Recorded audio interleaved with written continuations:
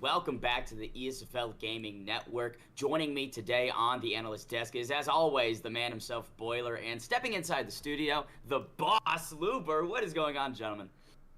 Man, I'm stoked for another awesome card, and also to do this with Luber, man.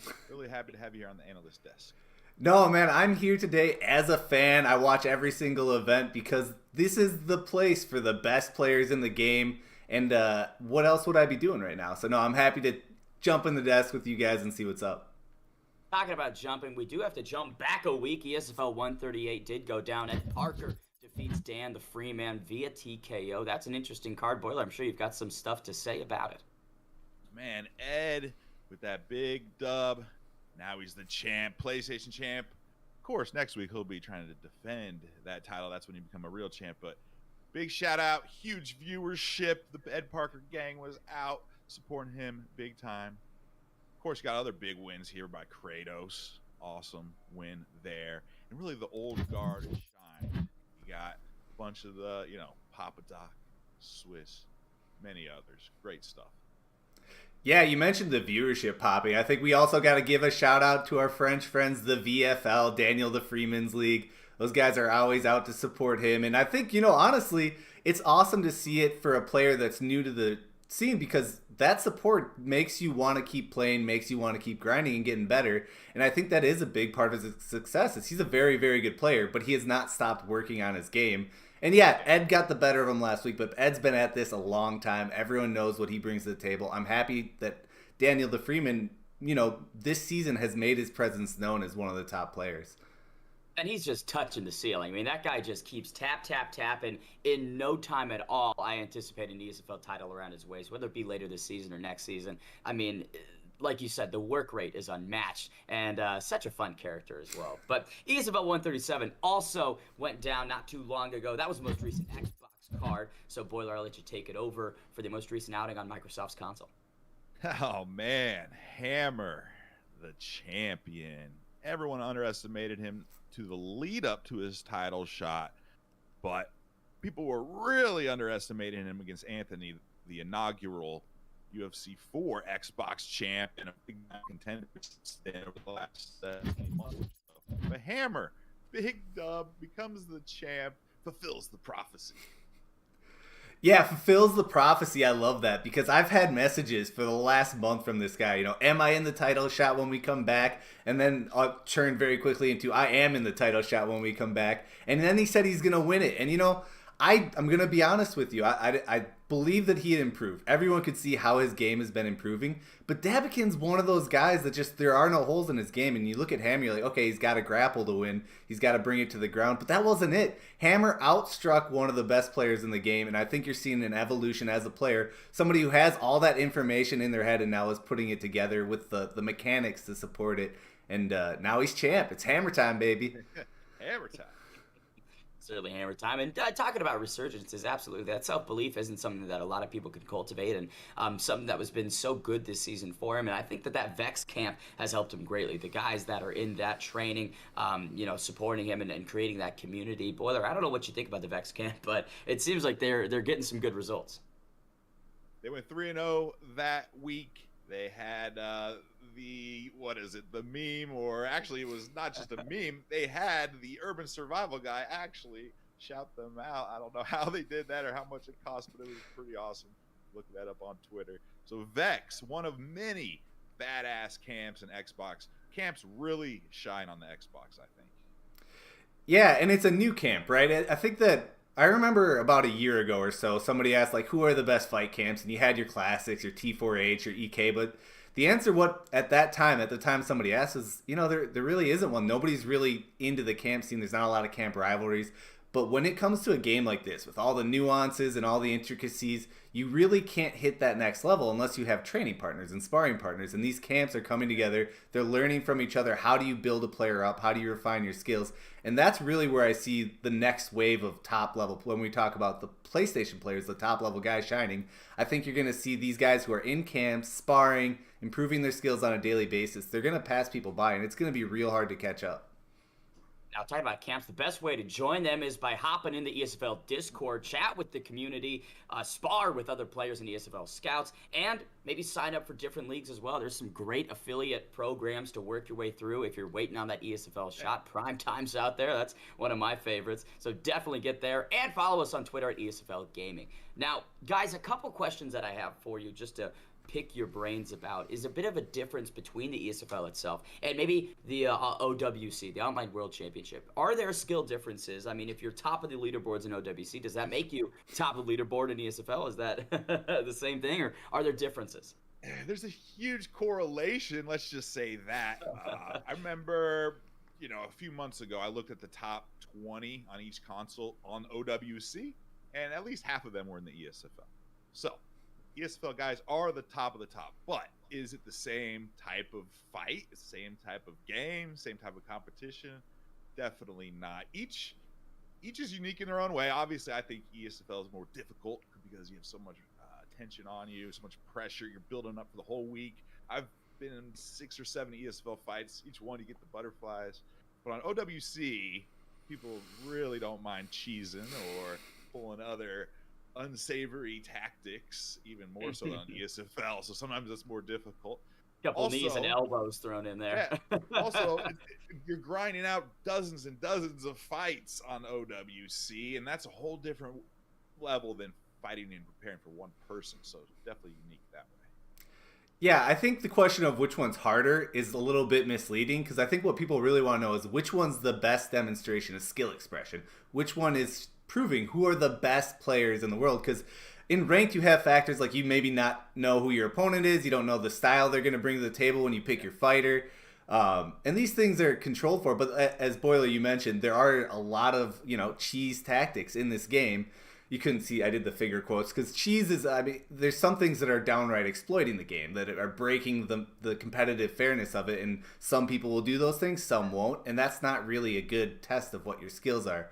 The ESFL rules, the way they've evolved over the, since the release of the game, I think we're at a point where we really are seeing who are the best players, with their mechanical skills, their understanding, their strategy, their, that fight IQ that Robin Black was so high on. That's really where you get it, is in the ESFL. Talk about other things that you can gain in the ESFL. The title is certainly one of those. And one thing that I think a lot of people want to know is what's the significance of it? What's the reputation behind it? The validation that comes with it? The status that you achieve by climbing to that top? I mean, talking about the belt, boys, what do you think about that peak of the ESFL hill? Talking about that belt. Well, obviously the Discord, it gives you a whole another level of respect and notoriety, right? And we keep track of it here at the ESFL staff as well. Who's the belt holders, how many defenses do they have, all that. So that adds up as your legacy, which will display as stats, and who knows what we'll do with those in the future. Just a little hint. But Luber, I want you to kind of piggyback off that or give your answer. I don't want to hog all the space here, but it's good stuff. Yeah, no, I mean, the Discord's a good point, because this is a community, right? Whether you're in the Discord, you're just in the Twitch chats, and you hang out in other streams and come by to watch a show, whatever it is, people know who the ESFL champs are. And in the Discord, they got that shiny gold name. Here's a little secret, guys. They have their own Discord channel. It's hidden. Half the ESFL staff can't even see it. I mean, these guys are the top of the food chain in the esports community for UFC games. Yeah, society too, of course. You see Ed Parker walking around on the street. There are people trying to get his audio. No, of course. I didn't even know that there were secret channels. I'm just learning that right now. That's some Illuminati stuff over here, but for ESFL, no, they, there's a lot of notoriety to it, and I personally think that it's only going to grow from here at the ESFL, especially with the ESFL Live coming up. So holding that strap, it just means a lot, and it's only going to mean more going forward. Now, talking about going forward, especially with the strap in mind, ESFL 139, Hammer versus YerDa, belts on the line. You've got the champ versus the number one. Obviously, VeX just got it. Can he make a defense of it? That's the question, Boiler. Oh, man, I'm not going to pick against Hammer this time. I picked against him last time, and he was mad at me. Like, Boiler, I thought you had my back. but it's hard not to pick against YerDa. So will I sit on the fence? Maybe just for now. I don't know. But that's going to be one heck of a fight. If Hammer can work his stand-up as well as he did in the last fight, we know his ground is impenetrable, impregnable, as Mike Tyson would say. So I just think Hammer time could reign on, but he's only the champ if he gets that defense. So, Luber, what do you think? Yeah, are we making predictions here? If we're making predictions, I will go on a limb. I'm going to take YerDa. I mean, I want to believe in this Hammer miracle that's going on, but if we're going to give credit for it as this amazing accomplishment, we have to acknowledge what it is. This is a guy who, he's been around a long time. He wasn't champ before for years of playing this game, and he is going to have to face a murderer's row of opponents. I mean, Dabikin, YerDa, who's up after that, we'll see. But they are all going to be huge tests. When we watch the betting lines, we'll see what people, they'll ultimately, the community, I think, will decide who should be the favorite and who shouldn't be. But when you look at past accomplishments and you look at like the X's and O's of how their skills are demonstrated in their gameplay, YerDa has shown that elite level striking that, we didn't see from Hammer until maybe just now. So I would say, looking at the historical information we got, I got YerDa in that fight, but man, it's hard to doubt Hammer right now. I'll hop on the other side of that train tracks. I'll go with Hammer in this one. I believe that he'll be successful and get that belt back home with maybe a ruby on it. It's just like Boiler, you alluded to, it is difficult to bet against the guy with such a resurgence. And, I was speaking with him several days ago, and the self-belief is just incredibly palpable, fighting for a lot bigger things than himself right now. And I think with that in mind, he definitely has a great chance here. But the rest of the card also is fantastic as well. I've got some Kingsmen dotting the prelims. You've got some of the Flow State Kings scattered throughout. What is popping off the page of ESFL 139, guys? I'm always interested in this split, the BFAP, BFAP. What is that for ankle picks? Yeah, built for ankle picks, exactly. Built for ankle picks. That squad, they joined EK and then kind of split back out. They are all over this card. Really interested to see if Trixie and Slick in particular can take home dubs and do some work. I really like all the camps in Xbox. That's what I really look forward to. So the FSK, KM, BFAP, that's almost everybody there. And besides the main event, of course, which is VeX and CW. I think everybody's represented except maybe one person, except for Danny. Danny flies solo. Good man. You got the whole ESFL staff behind you, Danny. So awesome card. I'm looking forward all around, and I want to see where these camps really shake out. Yeah, and I think there's a couple that I'd really like to highlight. I mean, that Jay Robinson versus BFAT Dirty Dave, those two players are, I mean, when people want to watch ESFL fights, a lot of times you're talking about the flashy guys, the strikers who get the knockouts, the sways that we love, all the cool techniques. But those two are some of the most well-rounded players and elite grapplers. I mean, when people go online and play against these guys, they're rage quitting in 30 seconds because they can't move. Everything they do gets denied. All of a sudden they're mounted. It's brutal, these players, and they're matched up against each other in what's going to be an absolute war. And whoever comes out on top, I think, is king of the grinders. So that'll be very interesting. And then on the flip side, you got that Kezza versus Danny fight. Not that we're team ESFL Danny here, but the last time these two fought was actually back in August at the very beginning of this season. And it was one of the best fights of the whole season. So I think Danny doesn't fight that often. Kezza had a nice title run where he almost got there. We're going to revisit, where are these guys at these many months later, and are they still two of the most exciting people on the roster? I got to make a mention of Maddie D stepping inside the ESFL Octagon for the first time this season. I mean, that guy is a veteran of the scene, has put on fantastic bouts with Trixie in prime time in the past. And top 15 spot, I mean, he's not jumping into the, shallow end of this season. He's going right in. He wants to make another run against the Kingsman KM Motown. We'll see if that one goes Maddie's way, or if he might be walking away 0-1 this season. You just simply do not know with this game. Yeah, Maddie D, I mean, he had that acclaim, right? That outside presence. People knew who he was before he got to the ESFL. And here he is. This is your time, man. Let's see it. I think that just about brings us to the end of our analyst desk for this segment. I've been Ben the Bane Davis, Boiler Luke. Anything you got to say before we head out today? Oh, man, another awesome study. So got a whole season plan about Memorial Day, just after Memorial Day weekend, early June, ESFL Live. 4th and the 5th of June, man. So we are just building momentum until then. And ESFL 150 will be between now and then as well. Jeez, you can follow me on Twitter and on Twitch, Boiler569. Easy to find me. Yeah, it's been great to be on the Analyst desk again. It's a rare treat. I do love talking about these fights. You can make an hour-long one of these. Maybe we'll make a podcast one day, but thanks for having me on, guys. I enjoy it. And if you guys want to hear from me, try to find me on Twitch at LuberLibre or twitch.tv/LuberLibre. I'll stream once a month, once every 2 months, but it'll be a good time, so I'll see you guys there. That's been the desk. Hope you guys have enjoyed, and we will see you next week.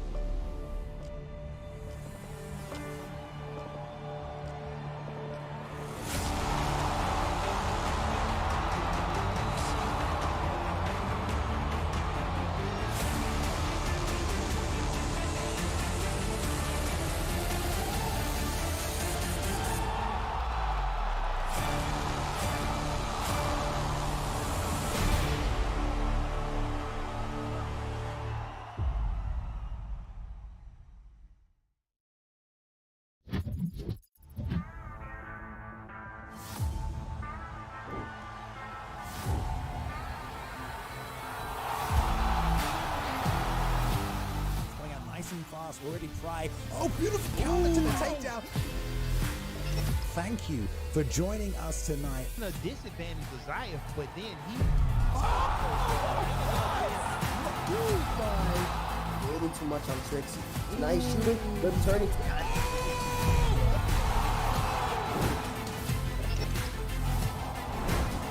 Watching on Twitch, watching on YouTube, watching from around the world tonight. I know the UFC isn't on right now, but guess what? The virtual octagon is here. Hello everybody, welcome back once again. It is Sunday night and it is time for ESFL 139. Thank you for joining me. My name is Bailey and as always I have with me Mr. Bruce Lee Rob, and we have a fantastic Xbox card for you tonight. We've got the champion looking to defend his belt for the first time. Was very happy when he won it 2 weeks ago now, and it's going to be a cracking night of fights. Rob, how are you feeling this evening? I'm feeling stupendous, Balian, and everyone out there. We're going to have a fantastic Xbox card today. We got YerDa, we got Trixie, Fadinator, so many good fights tonight, and I cannot wait. Even the man that I love to talk to after the fights, as you know, Balian, Danny, I believe that's the same person that's competing, Danny, so I'm very excited. No favorites tonight, Rob, all right? I know you like your boy Danny. You can't be picking favorites. By the way, shout out to the Analyst desk, all right, Rob? Those guys are freaking nailing it over there. I love it. Good job. And Bane is back on the desk as well. Good stuff. It's good to see you. Yeah, it is. Let's take a look at the fight card so you guys know what is in store tonight. We've got 10 fights for you this evening. Of course, in the main event, YerDa will be defending his title against Hammer. A great matchup between two incredible grapplers.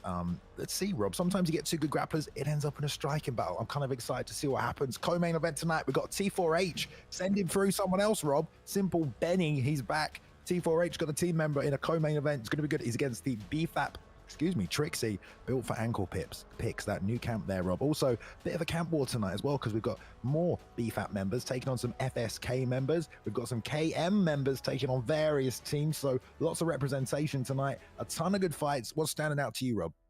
You know, I am liking that Caliber versus Pablo Grips fight. It's the second fight of the night. It's a sleeper fight. Pablo Grips 0-2, but this man could bang on the feet, Bailey, and very technical, very creative. And Caliber, also a legend, very skilled. And these two really need a win here, so they're going to be hungry. And they're going to be training hard, so I can't wait for that one.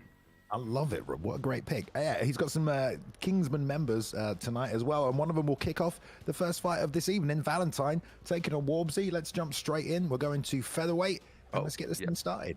All right, let's do it, ladies and gentlemen. We got KM Valentine has been considered a top player for most of UFC 4, has been unable to compete due to working and supporting his career as a mixed martial artist in the Ea Sports UFC 4 realm, and he is a creative outside striker. He fights best off of his back foot. He can grapple if he needs to, but he's going against the BFAP Warbzy. Earned his spot through the roster rumble, as did Valentine. Both these guys have grinded to get here, but this guy Warbzy adjusts early, works stamina early, and he's built for ankle picks, baby. He is indeed. We've got a McGregor mirror match to kick things off tonight. Not surprising, considering it's at featherweight. But the Kingsmen, you know, they love that McGregor pick. Interested to see how Warbzy approaches this one as well. Will we see some kicking games? Would it be boxing only? We're going to find out. ESFL 139, guys, kicking off right now. All Xbox tonight for anyone else who is asking. A nice touch of gloves for some sportsmanship. We love to see it. Ooh, Warbzy pushing hard already. Leading with that jab, high-low to the body. Nice straight left over the top. Lands nicely. Lead elbow out of range. And there's those dangerous teeps that suck that long-term stamina. Ooh, yeah, those add up too. You got to be careful. They start poking you, take a little body health away, frustrate you, create that space. Warbzy implementing his game plan early. Yeah, I like the side kick to push him back to the fence. Makes more pressure on the feet. Nice knee. And that's another thing about that teep, Rob. If you throw that and they're too close, it morphs into a body knee, and it can be very effective. Valentine committing to this hand plant spinning roundhouse to the body. Some capoeira this evening. He's landed that a couple of times. Look at that. Double jab straight. Kind of no reaction there either from Valentine. Just sort of took it on the chin. Nice straight left lead as well. Definitely Warbzy leading the dance here. Another shot to the body as well. Yes, Warbzy has seemed to have found his range a little bit early, and he has his opponent against the cage, and he just continuously, he's starting to fire off on him. Yeah, doubling up on that lead hook to the body now. Nice work, sticks him with the straight as Valentine tries to push off the fence line as well. Now tries to get his own teep going, but he's getting stifled by the jab, really, of Warbzy that's setting everything up here, Rob. Perhaps some slips off the center line? Yeah, definitely. That would be nice. Avoid those teep kicks as well. Get himself off the cage. But right now, Valentine is, you know, he's feeling pretty good, I guess. He's really letting those spinning capoeira kicks to the body, but he's eating a lot of damage. These left hooks from Warbzy are money. Now the knees, a lot of pressure from Warbzy in this first round. Yeah, Valentine's giving it back, though, but there's that liver kick as well. It's going to start to add up. You see Warbzy trickling ahead in the stamina as well from all those body shots, those knees, the liver shot in there. And he's just landing on Valentine with a little more authority as well. Ooh. Indeed, he is. In this fight, finally, there is a beautiful pivot. He takes the center of the ring, but Warbzy reclaims it right back. Yes, that jab, Rob. It's very impressive from Warbzy, and he's using the double jab as well, which is nice.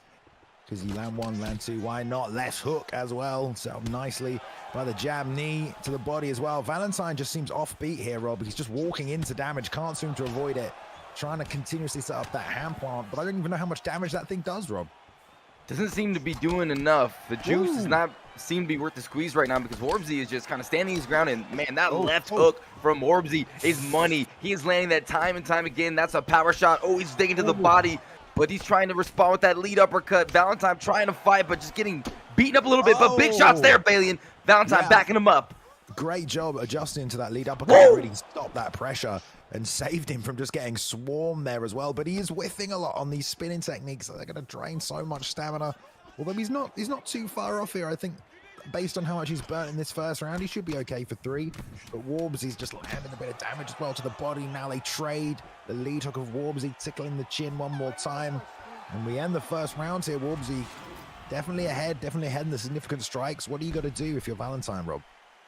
If you're Valentine, you need to be definitely aware that you're losing that first round. You need to be aware that those teep kicks are coming. He did a pivot earlier in the round to alleviate some of that pressure, and he just needs to get out of the way and start, you know, creating some of his own offense and maybe pressure him backwards. But Balian, he's still in the fight, and we know from the past watching Esports Fight League, when you have a Connor versus Connor and you're pretty even on the head health, any sort of sequence can change the entire direction of the fight.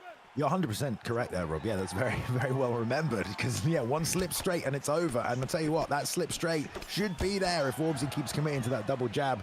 Looks like Valentine's got plenty of support in chat as well from Bang Bang tonight, trying to give him some advice. So he's got some teammates to cheer him on, just got to pull it all together. Now going back to his own double jab, slip straight onto the head kick. That was lovely, well set up by Valentine. Gets a rock, ahead for this round, and can now maybe not worry too much about falling behind. Most definitely, and you're already seeing Valentine, you know, refusing to be backed up here, staying in the center of the octagon, being a little bit more offensive, a little bit more aggressive, and it's working out for him. Lands that head kick, stuns Warbzy, and a little bit of confidence from Valentine in the second round. Yeah, I love the way he set that head kick up. Everyone knows how good of a head kick it is, but he can't destroy it traditionally. Oh, there's the straight left, though, like a shotgun. Right on the chin of Val, who's got no block either, but still managing to stay on his feet as well as a threat of that rear uppercut. Now the body hand plant again, but it's really not done that much damage. Still, he's committing to it. And the pressure from Warbzy, the double jab, still coming. Rob, and another rock. He's going off. Big shots by Warbzy. Drops him, trying to put the nail in the coffin, but unable to. Valentine still in it, but he's not out of the woods yet, Bailey, and his back is against the cage, and he needs to get out of there. He needs to be careful. He needs to find his mark and defend himself well. Yep, because Warbzy is coming, still hunting now, in and out movement, trying to seek that left hook. Nice counter with the lead hand from Valentine. And every time it looks like he's going to get overwhelmed, Rob, he keeps finding a single shot to change the momentum back in his favor to the body now as well. 2 hooks up top, but the block was up for Warbzy. But Valentine not quitting. Ooh. Definitely not. And again with that spinning kick to the body, and both these guys are tagging each other with that left hand. Warbzy throwing some vicious combinations at Valentine, but Valentine's refusing to give up here. And here comes the block break. Warbzy setting him up for the kill. Yeah, really trying to nail that pull counter, but that's going to have that straight come right down the pipe. Or maybe he's trying to set up the slip and bake the goal. Oh, watch out. Oh, we got some weird frame droppage after that one as well. Very close. Timed it beautifully. Just out of range, though. Warbzy survives, and Valentine has backed him off here as well. It's just the constant threat. I mean, Warbzy knows he might be coming forward, he might be outlanding, but like you said, Rob, it doesn't take much. It only takes one. He's got to be so careful. He really does, and Warbzy really trying to use that jab and that double jab to put that pressure on the block, put that pressure on the head health, and you see how low it has gotten. And, you know, Warbzy also has felt the power of Valentine, the power of that left hand, so both guys are being very cautious. They know what's at stake here at the end of this second round, and this is not looking good. Oh, he tags him, Warbzy in control. Oh, what a beautiful to get out of the way there. Yeah, he pivoted right outside of that lead uppercut. It saved him, and now he's coming back straight lead hook, getting Warbzy's head health flashing as well. They're just touching each other, and they're getting rocked right now. This is what happens when you go McGregor versus McGregor. You have to be so careful. The whole game changes. We go into the second, or the third, excuse me. Rob, what a close fight we have on our hands now. I mean, who even took that one? It looks like Warbzy took it on the paper, you know, 3 stuns, a knockdown as well. But that round, definitely Valentine showing some offense. He was doing very well. He got a few rocks, that head kick right at the beginning, so a little bit closer than that first round. But here we go, third and final, and I do not think this is going to the judges. Someone is getting knocked up out. It would be nice if, Valentine can pull out a win to start Kingsman off early tonight, because there's 3 of them coming up after each other. Valentine, the first of the trilogy, but Warbzy's continuing to walk him down, seeking that left hand off the hook. Oh, a slip straight, and the uppercut backs him off. Warbzy's burned the tank, and he's still in it. Wow, I can't believe it, Rob. Yeah, Warbzy's being pretty predictable. He constantly goes with the bang! Big shot by Warbzy. This could be it. Full mount position. Here comes the bombs from McGregor. Oh, beautiful slip, though. He survived. Doesn't get the get up. Pretty cheeky from Valentine to go straight to that. But wow, man, what a slip to keep himself in it. Gets the bump to half guard. Gonna buy himself a little time. But Warbzy was so intent on seeking. But you were talking about the predictability of Warbzy right there, Rob. Yes, you know, he constantly is looking for that jab, lead hook straight that Connor is so fierce at throwing. But because he's doing that, Valentine, as he rolls him over, is slipping that straight, trying to land that uppercut. If he just slips and throws that left hand, it would be problems for Warbzy. There we go. Now a sprawl to the backside for Valentine. I mean, if he postures up, he can do a fair bit of damage. Maybe even he does. He's going for it. Bang! He's coming through. Bang! He's mixing it up as well. Going to the chin, the uppercuts. Man, what a swing back for this round as well. It's still in top position. Never say die. Valentine wants this fight. He's got half a round to do it. Let's see if he's able to posture up. Unable to. Gets that denied there, Balian. Yeah, went for the foot on the hips. Get up. Nothing happening. Nice deny reposture from Valentine. But I don't know, man. I mean, he's definitely lost the second round. The first round wasn't pretty for him either. He kind of needs a finish. I don't know if he's trying to work his way to full mount. Yes, he is, but very much aware his Warbzy denies that one. He definitely needs to get the full mount. I would like him just to get up if he can. I mean, he is getting denied. Here's the posture up. No, he's going to elect to go to side control position. and do some damage from here. Yeah, perhaps confident he can hit full mount, but if I know it's happening, I think Warbzy knows there. He's defended that twice. It's a shame you don't have any arm triangle fakes here to go to with McGregor. Valentine could at least mix in a couple of shots, perhaps, Rob, to set those transitions up. Most definitely. Going to increase the grapple advantage as well, and that's a good timing thing. And here we go again, though. This position is dangerous. Good blocking, though, from the bottom from Warbzy this time. It's free damage, but I mean, man, if you're Valentine, okay, there's the get up. If you're Valentine, you've probably got a minute to put him away, and it's going to be hard.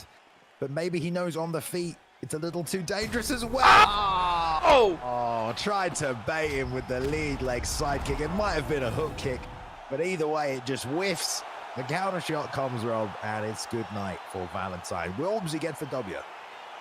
Beautiful shot by Warbzy. Lets that kick fly by him and then lands that power left hand. The shot that he was landing all night on Valentine, and Warbzy with a big win to open up this ESFL event. And there it is right there, Bailey. And oh my goodness, look at that shot. Yes, indeed. I mean, it was a side kick, lands it, bam. I mean, I don't know what the vulnerability window is. I'm sure he would have put his hands up if he could, but it was all a little too easy there for Warbzy. I mean, I get why he threw it, maybe just trying to keep him at bay, you know, show him something he hasn't shown him yet in the fight, catch him off guard, but unfortunately, it backfired a little. But in the same regard, Rob, you know, the damage had already been done by Warbzy at that point, right? It has, yes. It had since the beginning of the fight. The first second, he was on Valentine, doing a very good job with those teep kicks, pushing him against the cage. And then, you know, Valentine was unable to get out of there. He started figuring it out around round 2, Bailey. He had a great head kick early in that round 2. But then in round 3, that early rock from Warbzy, and he was able just to get that shot. But it was very close. Two very highly touted competitors with Conor McGregor showcasing some good striking, but it was Warbzy who just looked like the better man tonight, and he proved it with a big victory and a huge knockout. Yeah, a huge knockout. They were both 0-0. So that's 1-0 now for Warbzy, first win of this season. Both unranked at the moment, Rob. We will be posting and updating the ESFL rankings for this season. That will go out on the Twitter account. If you're not following the Twitter, make sure you are. Someone will drop a link to it in the chat right here. You can also join the Discord, but the Twitter, we post, you know, upcoming events that are happening, previews of the fight cards, obviously not live notifications. If you're worried about missing a show, it's 8 p.m. in the UK every weekend, 2 p.m. Central Time. But if you're following the Twitter, the notifications go out anyway. So yeah, the rankings will come out on the Twitter. So if you're not following, make sure to jump on there. Right, let's jump to the next one. We have another Kingsman in Caliber and Pablo Grips from this new camp, B3, Rob. What does that mean? Big bang, bang, bang. I think it was actually Bang Bang Bullies, actually. But then I said, I don't know if we can promote bullying. I mean, that seems pretty mean. Bang Bang Besties, I think, maybe. But or Bang Bang Bam or something. I don't know. Doesn't matter. Anyway, it's a new team. Let's go to the fight. It's at bantamweight. A bit of a camp war here. So B3 Pablo, this new team, 0-2 this season, Rob.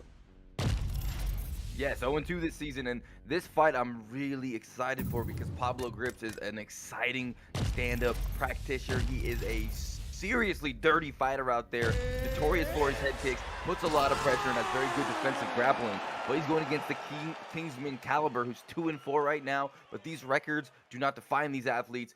Caliber is dangerous everywhere, has just had some tough matchups. He loves his signature move of fakes. He likes to fake a takedown, and he likes to go into a flying knee. And most of his losses have come while filling in on short notice. So we're going to get a fully trained Caliber against a fully trained Pablo Grips. These two are sick fighters. Here we go. Very excited for this one. I love the picks as well. You know, you got a bit of an advantage on the feet, possibly with Yan because of the speed and power, but you've got more versatility with TJ, more weapons. So Caliber going TJ, Pablo using Yan. Expect the pressure boxing to come from Pablo, already landing the big ducking hooks over the top, leg kicks, anything you can do to get ahead on the damage, get that perk activated. Caliber ready to fire back, outside leg kick landed, fell short with the left hook himself, but he's got to try and hold the center as much as possible, right? Definitely, you've got, whenever you're playing against a Peter Yan player, you do not want that force of nature perk to be engaged, so you need to put that pressure early, and right now Caliber's doing that. He's getting the better of him in these striking exchanges, and he's doing a good job. He's holding him in the center. Ooh, good shots by Caliber. Oh, but a head kick by Pablo lands, and then a front kick, Bailey, and he's on fire. He is, but you know, when you rethrow like that, especially early, you are going to lose a chunk of your long-term stamina because you're throwing with less than full stamina. So good that it lands, takes some damage off the chin, but will take a touch of stamina from that as well. But he wants that damage, gets ahead for that perk, using the TJ switch stance attacks right there to fire a right hand over the top. Nice teep to the body, well timed by Caliber. Takes Pablo off the feet. He shot a takedown earlier, did not try one there from the clinch position. And Pablo committing to the pull counter. Nice adjustment to go back to the teep to the body. That'll catch him clean while he's trying to plant and do the head movement. Another takedown fake. And Pablo just letting these four pieces go early. Caliber sees it though, Rob. Yeah, Caliber seems like he's starting to get in his flow, ladies and gentlemen, and you're seeing those takedown fakes. You're seeing the unique movement of the TJ Dillashaw pick sideways, which is kind of hard to read sometimes, and he's just letting his hands go, and he's finding his target time and time again. I mean, look at his head movement, Bailey, and beautiful stuff. Beautiful stuff. Thank you, Freshies GG as well, for dropping a raid on us tonight, hosting the ESFL community. Welcome. Very proud of you. Oh, the fake for the head kick now. Trying to think that Caliber's worried about it. There it is off the 1-2, but he threw it a little less stamina, and then he faked, got hit with a body kick at half stamina. I mean, this is good for Caliber, especially with TJ. You've got a bunch of perks to support your cardio. Beautiful leg kick fake into the liver shot, Rob. I mean, that is one of my new favorite weapons, that. Oh, that was just sick. And then a nice little sneaky head kick. Oh, no, but the leg gets busted. The stance switch from Caliber, but he's against the cage, and he's in a bad position, but he's able to get out of it pretty unscathed and land some of his own shots. But yeah, the movement of the footwork of Caliber, definitely something to be awed upon. And Pablo is trying to, land those leg kicks to slow down this guy, but, he's gassed out pretty hard in this first round. And if you're Dillashaw, this is beautiful for your Caliber, because you've gotten through that early danger zone of Peter Yan. Yeah, the only problem with the southpaw now is if Pablo keeps going for that roundhouse to the head off the right leg, it's going to be a little bit easier. 2 shots and a trip, more stamina drained. Great work by Caliber right there, pulling it back for the Kingsman tonight. And Pablo entering the second round, a little fatigued, but not too bad off, certainly enough in the tank to keep things going. And Caliber just relentlessly landing the ground and pound to the body there. Won't do much, but it will score. What kind of adjustment do you think Pablo's got to make coming out for the second round, Rob? Pablo's definitely going to have to get some respect, go, push forward a little bit, but be patient. Watch out for that movement of Caliber, and those leg kicks were really good by Pablo. That was really slowing him down, forced him to think about it, switch stances, because Caliber seems to be in his rhythm, utilizing his kicks, utilizing his takedown fakes, and just doing a great job with his hands as well. So he's got a lot of work cut out from Bailey, and look at that big stamina advantage for Caliber, and that's just going to snowball. Oh my God, the head movement on Caliber is nasty. Wow, Pablo pull countered through an uppercut, and Caliber slips it. Amazing, but that left leg is a little compromised. If he stays orthodox, might have a bit of trouble trying to pitch the big right hook over the top, rolls underneath, a straight and 2 shots to the body. Beautiful work by Caliber tonight. He's looking very, very good this evening. The lead teep to the body. Maybe he's been learning a thing of some of his team. Is Bang Bang in that team? King of the team. Right hook there, though, from Pablo. Crushes him. Oh my goodness. As well. Huge shots there, Balian. Huge shot.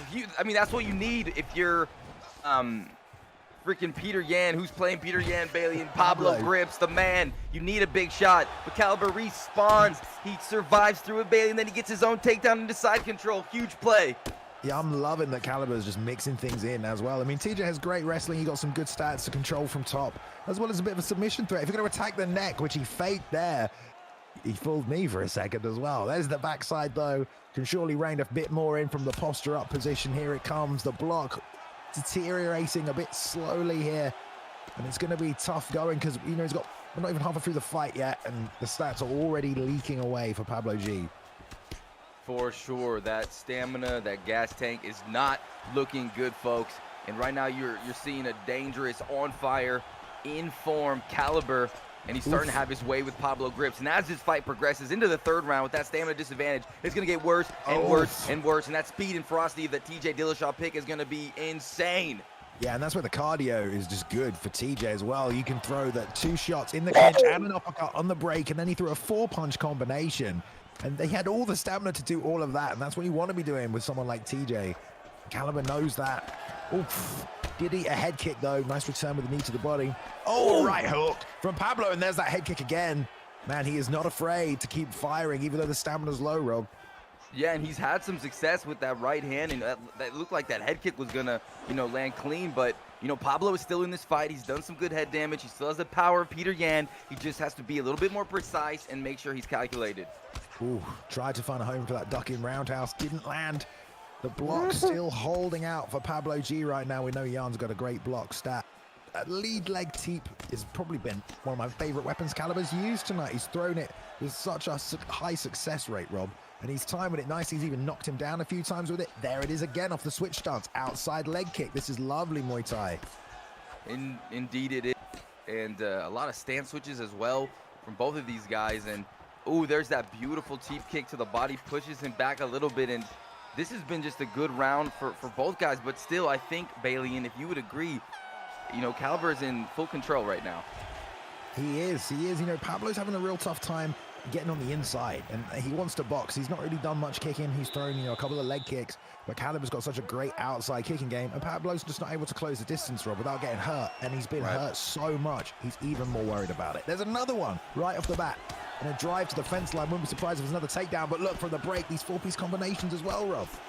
Yes, and oh my goodness, and he did that earlier, Bailey, and he slipped and predicted that response uppercut from Yan, and he just devastated him with the right hook. I'm surprised that didn't rock him.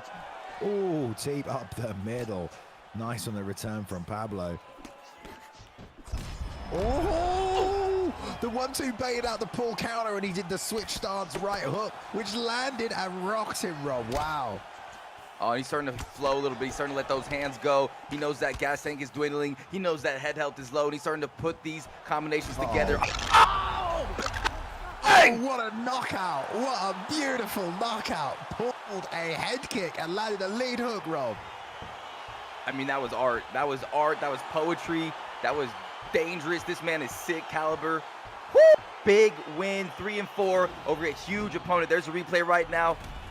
Oh, I mean, just avoids that kick beautifully and then jumps in and kills him. Hot diggity damn right there. That was a beautiful knockout. What a way to end such a great fight as well. Pablo was landing the head kick early, and then ultimately that was his downfall, Rob, I think, because he just went to it a few too many times. Yes, and it was Caliber, Bailey, and who just looked so elegant out there and utilized so many different tools. It seemed like Pablo was just more focused on the hands and then that head kick, but it was Caliber. I mean, talk about what he was doing out there, Bailey, and Caliber looked so good. I mean, first of all, we saw a couple of just like unique tools that you don't see every day. The lead leg push kick, great job. And then the switch stance as well to throw the outside roundhouse. You know, it's a little easier to land that lead leg teep kick if you're in the opposite stance, southpaw, the orthodox. So he'd land that, switch stance to orthodox where the leg kick lines up nicely. So it was just good, educated striking with the kicking game as well from the outside. He was as soon as the pull counter came out, immediately he would slip. So, oh, the pull counter comes, I'm going to slip. Because every time Pablo pull countered, he'd throw the uppercut. So he would slip off the center line and just return. It was lovely, Rob. It was amazing to watch. You know, whenever you see someone like Caliber put on such a majestic performance under the bright lights of the Esports Fight League against a talented opponent in Pablo Grips, you know he must be feeling good. The Kingsman, probably very proud. He had a great training camp, and he really let his hands go, and he showed that he has been improving, and I can't wait to see Caliber compete again, because this guy is and looks like a killer, Bailey. Yeah, and good takedowns as well. Great takedowns as well. Okay, well, when we take a quick second here to remind everyone in the community about ESFL Live coming up in Vegas on the 4th and 5th of June. It's going to be our first ever live event in front of a live crowd in the HyperX Esports Arena in Las Vegas, 4th and 5th of June. Me and Rob will be there commentating live. There's going to be community meetups for everyone that attends. If you want to compete, signups will go out soon. You have to follow the Twitter. Again, you got to get on the Twitter, but also the Discord. Of course, the information will go up in there. But you don't have to sign up to play if you want to just come and watch. It's in Vegas. It's pretty central to the West Coast area, right, Rob? I mean, you're the American. Yes, it is pretty centralized, so everyone can fly there. It's kind of hot, so, you know, bring your swimming trunks. I don't know if it's going to be hot in June, but it's going to be a party. You're going to be able to join training camps, mingle with the community, come meet us, and just have a good time. You don't have to be a competitor to come and have a good time. You could watch, and even if you suck at the game, you can still try to compete and just have some fun. Yeah, it's going to be 2 days of events. So I think we're doing like an elimination tournament on the first day to have people compete on the second day. The prize, there's going to be a cash prize, but there's obviously going to be the ESFL belt as well. For the first time ever, we have a real life ESFL belt. It is the most beautiful belt I've ever seen. But enough of me talking about it. Let's run the promo real quick and then we'll take it. Do it.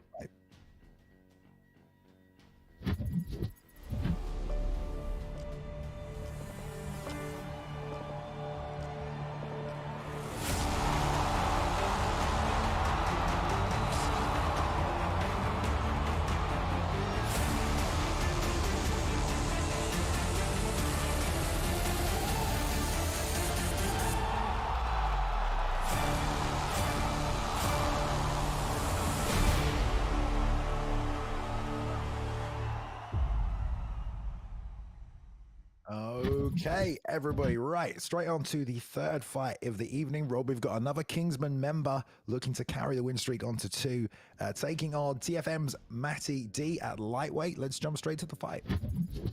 Here we go. We got TMF Maddie D coming back, a legend of EA Sports UFC for competitiveness. Effective when he uses the jab. He's looking for counters. He was considered one of the best players, not competing in the ESFL for a long time, and now he's here to showcase his abilities and see what he brings to the table against a killer, a Kingsman M-Town with a winning record of 3-2. Nobody can agree on if he's a striker or a grappler, but he's got some great, clean, and simple head movement. He's very technical, good takedown defense, and he's here to compete. And this guy is, anyone out of the Kingsman's camp, Bailey. We just saw Caliber. They're highly touted and well-trained fighters. Let's see what happens in this one. Yeah, I'm sure M-Town's finest will want to carry things on tonight, continue that winning streak set forth there by Caliber. I mean, what a performance we just had. If they've all been training together, you got to expect those skills to have rubbed off. But yeah, I mean, Maddie D, like you said, he's been competing for a long time, filling in on short notice. People are very happy to see him tonight because he's very popular amongst the community as just a long-time member, but finds himself in the ESFL, not ranked 0-0. It's season 3. He's still got some time running on the second Xbox event of the seasonal break, shall we say. And we're running right up until June 4th and 5th as well, guys. So nothing but events every Sunday until ESFL Live. Great work from Maddie D there, breaking the block already on M-Town. Using some nice clean striking, good solid boxing on the break. Jab, left hook. But the long range here of M-Town, I mean, that's a weapon if he can establish a proper distance for it, Rob. Definitely. He needs to establish that distance, and Maddie D is doing what you said, and that's establishing the long distance with that nice little body kick there, but the pressure from M-Town looking good.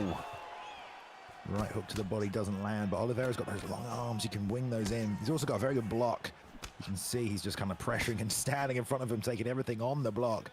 Hopefully some head movement a little bit later. Maddie D already trying to flip and think about things. Nice adjustment to get the single collar from M-Town. And then a shot. Love it. Oh, he defended though. Wow. That was kind of a difficult turning takedown there for the double leg, right in that awkward position against the cage. But a good defense by Maddie puts him right back up against the fence and unloads a big right hand as well.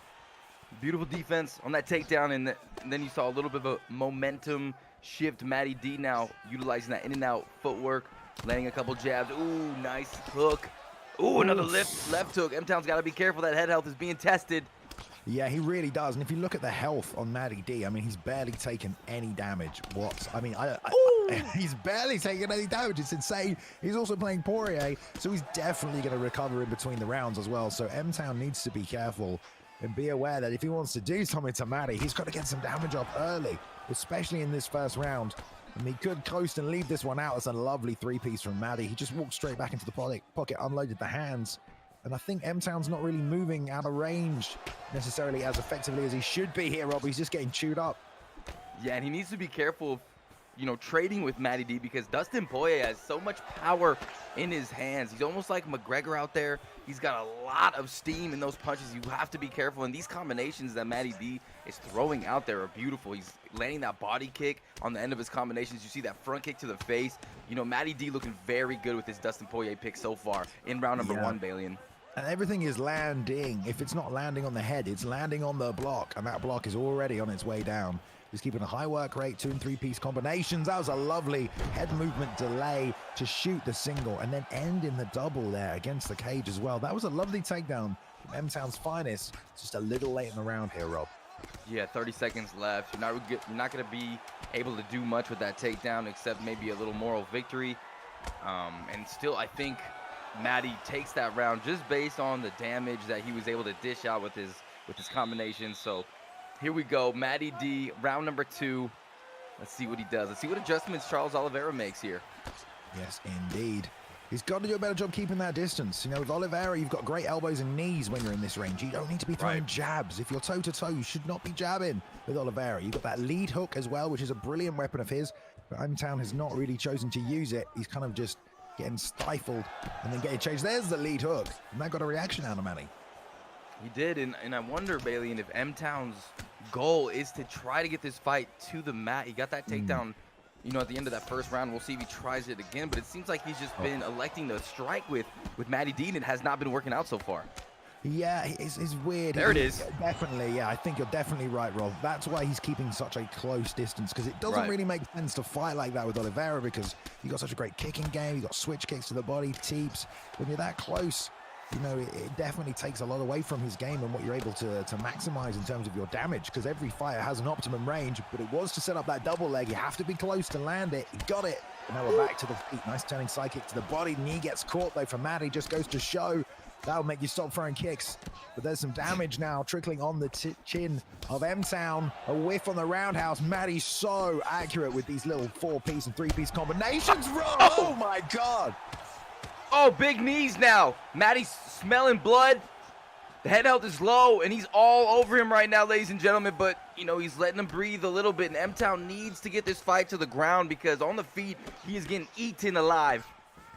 Yeah, to the ground, or just adjust the range a little, you know, get some knees up the middle, something like that. Granted, he did throw one recently, and Maddie D just snatched it up, and it's real hard to fight someone like this, Rob, who has basically never missed in this fight. It's either landing on the block or it's landing on you. He doesn't really throw outside of range. There's no, like, step through on a lot of his shots. He sets his feet in range and then just keeps up the pressure, rear uppercut side, that rock, and a good sequence and a flurry that continues. A little bit of head movement is keeping M-Town in this right now, but I think it's just a matter of time here, Rob. Maddie D certainly looking for the finish with minute 30 in this second round. Most definitely standing his ground, throwing these beautiful stationary combinations like the one he just landed was vicious, and that block is blown up. I mean, M-Town cannot rely on that block. He's got to move his head, utilize some, you know, pivots, some foot, or some back sways, and right now that block right there stung him like a bee. Bang! Here comes some more shots. Bang again! Down he goes, Bailey, and on top, Maddie D looking for the finish. Oh my God! Almost gets it. Yeah, delaying them as well to do more damage, but yeah, unfortunately for M-Town, he's just a target to get hit tonight. Another takedown, nice body lock to finish it. But every time he's got that, it's either been at the end of the round or Maddie's been able to pop straight back up. He's going to have to flow with a ground and pound. I'm sure he might get reversed. He's not been though. Wow, that's some nice damage right there.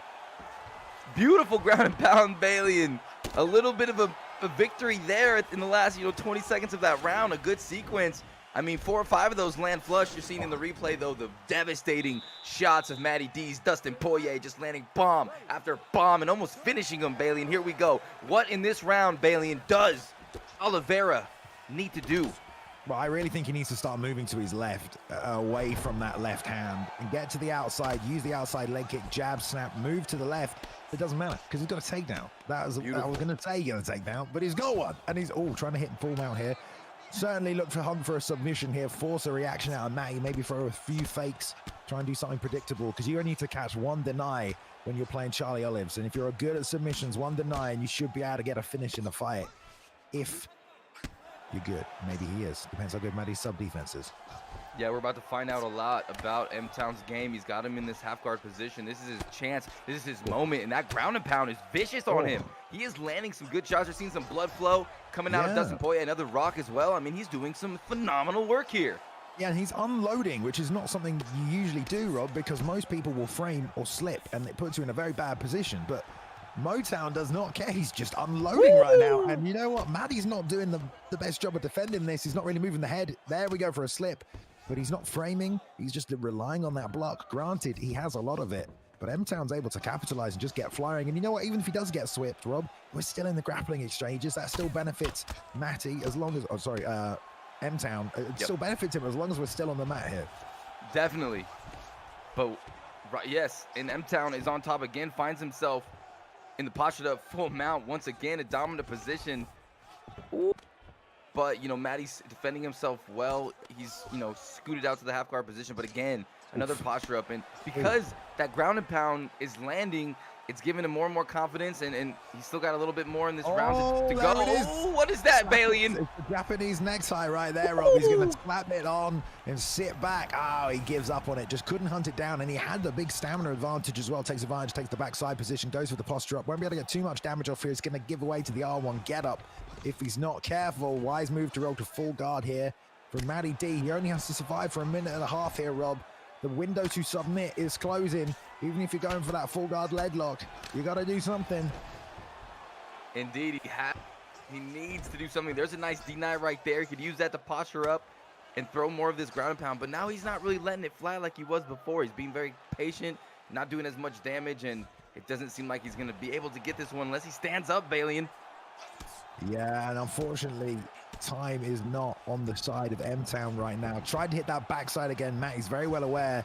M-Town's back to the fleet. Here comes that flying knee. It's got to be something big. Head kicks. I love it. Front kicks up the middle. Spinning elbow. You've got a lot of weapons with Oliveira. You got to use them right now. Oh, there it is! Turning side kick to the head. Outside slip from Maddie. Stays in the fight. Returns with the hands on a rock there for M-Town and the KO. He tried it, Rob. He tried it. But Maddie D's striking was just too good early on. The damage built up, and he just, it was too much by the end. Definitely a beautiful performance by Maddie D. Landed some sick combinations, definitely controlled the striking realm, utilized his power so well at Dustin Poirier, but you gotta give respect to M-Town, knowing that he was down, had a fantastic third round. Unfortunately, didn't have that fourth and fifth. It was a 3-round fight, so he elected to stand up, put it all on the line to get that win, and you gotta give respect to someone like that going for broke. Going for broke, and to be fair, Rob, up until the point he got knocked out, he won that third round. He just wasn't able to do that in the first and second round. It goes to show, as soon as that takedown came in the third round, I said, the problem is he's getting these at the end of the round, or Maddie's able to get straight back up.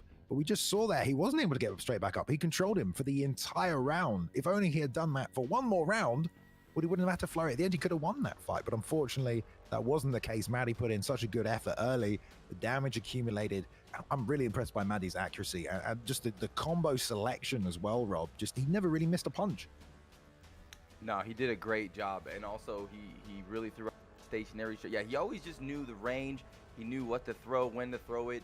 Kudos to Maddie. And at the end of that sequence, man, I mean, his opponent... M-Town did a phenomenal job, and I don't know if you remember, Bailey, but he rocked him with that spinning kick right to the face. Yeah. And he went for it. I mean, that was exciting, but that moves Maddie D making his debut and proving everybody right. The hype train is here. I mean, he had a lot of momentum going into this fight, a lot of people talking about him, and he showed that he is who we and everyone else said he was. Yeah, definitely. All right, we're going to go to another camp matchup now. The FSK, the Flow State Kings. The Flow State Kings is Jamie Bucks. Is ready to take on BFAB Slick here, Rob. We're going to welterweight. It should be a great matchup. These two have been around for a long time. Of course, if you don't know, Jamie Bucks, the first ever UFC 4 Xbox champion. I believe that was on the UFC official esports, was it not? I believe. I have no idea. I think that's right. I think Jamie Bucks, first ever UFC official esports champion on Xbox. So he's here tonight. Slick on Slick. Go ahead, Balian. No, I'll give it to you, bro. Go. Yeah, I was just going to say, wow, I mean, a legend to have that title, to be the first one to make history. Now he's making his return. He was in the tourney, not the champion, but, you know, he was right there in the mix, Balian. No, I need you guys to correct me. I don't know. Do you know how many of these I've done? Exactly. I haven't got enough. Hard. But here we go. Slick ranked 16, Jamie ranked 17. Here we go, baby. There we go. All right, yeah, we'll see what Jamie comes out with tonight. not Usman, so definitely a lot of options. But I love the grudge match here, Colby versus Usman. There's going to be some Colby pickers out there now, I feel, Rob, on ranked. We might see some love for Colby, finally, to push the pace, to let it all hang out there. Slick definitely controlling the octagon. Oh, the double leg under the left hook. Jamie did a great job defending, but he's got no stamina. He's going to finish this. I love it. Great pressure early by Slick. Definitely, use that striking to get inside. Shot that takedown when Jamie thought he was going to strike and got a beautiful takedown due to the stamina advantage. Now he is in control of this fight, on top, posturing up, landing some good shots, and right back down they go, Bailey. Yes, indeed. Let's see how much damage can be done. There's a nice deny in the full guard. That's going to be a cage get up right there for Jamie. Problem is half stamina in this position. He's vulnerable to the hip toss. Switches to the back.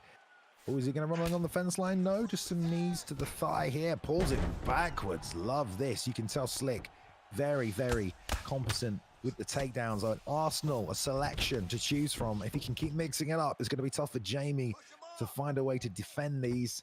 He did defend the angle cut on the double leg, and there's a nice posture up defense there. I'm sure he's going to have to make an adjustment now. Slick maybe throw a shot first, fake the bulldog choke. Nope, go straight for the back mount. Jamie doing a good job defending these transitions, Rob.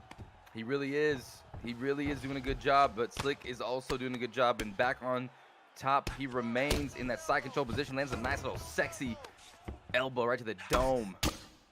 Couple of them now, round winners, or as D-Mart used to call them back in the day, the side control elbows. The damage done, the control time, the accumulation. You don't need to land many, but they do add up. And the judges do like him. Jamie's struggling here to get out of this crucifix position. This is not dangerous territory. He was faking before, gets a transition this time. What a good, diligent start from Slick here, just enforcing his will, forcing his game plan, and just taking the fight away from Jamie. And this is terrible for Jamie Bucks. We all know how this feels, but imagine being in this position underneath Slick in the Esports Fight League. I mean, those damaging elbows, that side saddle position, that is doing damage to the block, doing damage to the head, breaking your confidence, and rising the confidence of Slick right now. I mean, a big round for Slick Colt. Yeah, and he's using Colby so well because he has that workhorse perk, so you can just keep transitioning on the ground, even if they deny it. You want to just keep a high work rate, make them continually defend. It just limits what you can do on the bottom if you're constantly having to defend. And Slick knows that, so really pushing the pace, the transitions, and the striking. But he's been reversed now, and this is a tough spot to be in. Thankfully, there's not much left. Obviously, the sprawl fake there is a great... Well, I think he's doing a half guard fake. Excuse me. Either way, you fake as soon as they strike from side control. You can stop that 95% of the time. Not always the case. Some people have to let them through, especially if you're trying to recharge your stamina. But Jamie turns the fight around towards the end, gets some nice body work in. I don't know why he didn't just pull guard there, Rob. I don't understand. I don't think we'll ever understand what these athletes are doing. I don't understand. If you're Jamie, what are you going to do to adjust to this second round? Woo! Defend that takedown. Don't get put on your back. And land and get those Usman bombs, those straight punches. He has some power against Colby Covington. Keep the fight on the feet.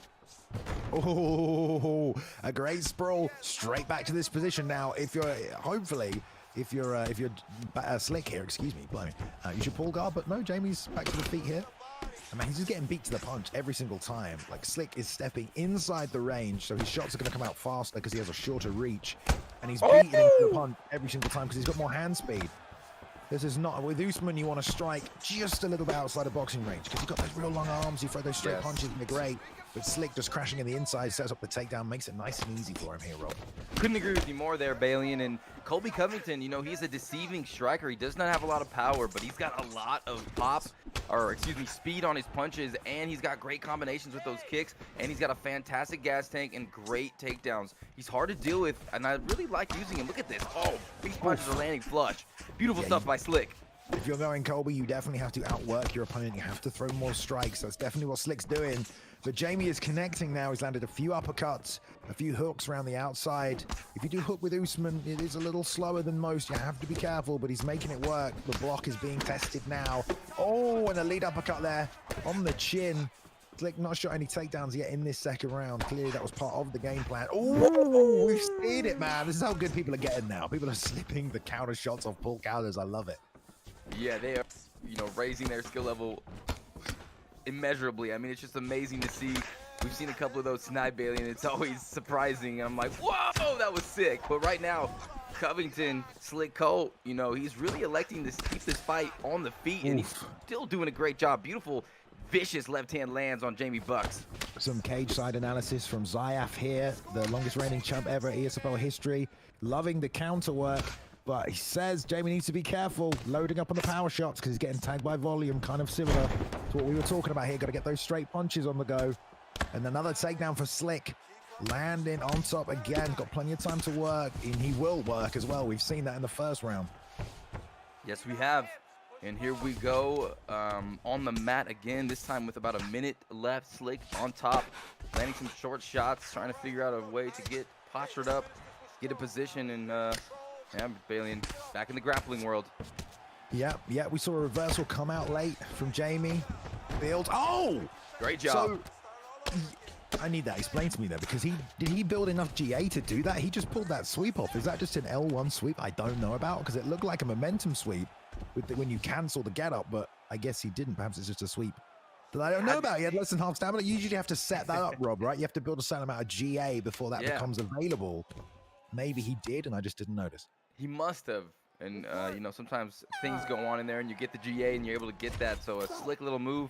Yeah. Unless we are confused. But a good that's round. Like, that's another level of the ground game. Yes. First of all is like knowing that those sweeps exist. And then the next level is knowing when you can use those sweeps and how much GA you need to have before you can hit it without setting it up with like a pre-sequence. You just know I've got enough. Now's the time, and you go for it. That's another level. So great job by Jamie, clearly having a good ground game just with Usman on the bottom. Not many options, but here we go. Slick back on the offense here. Left hook.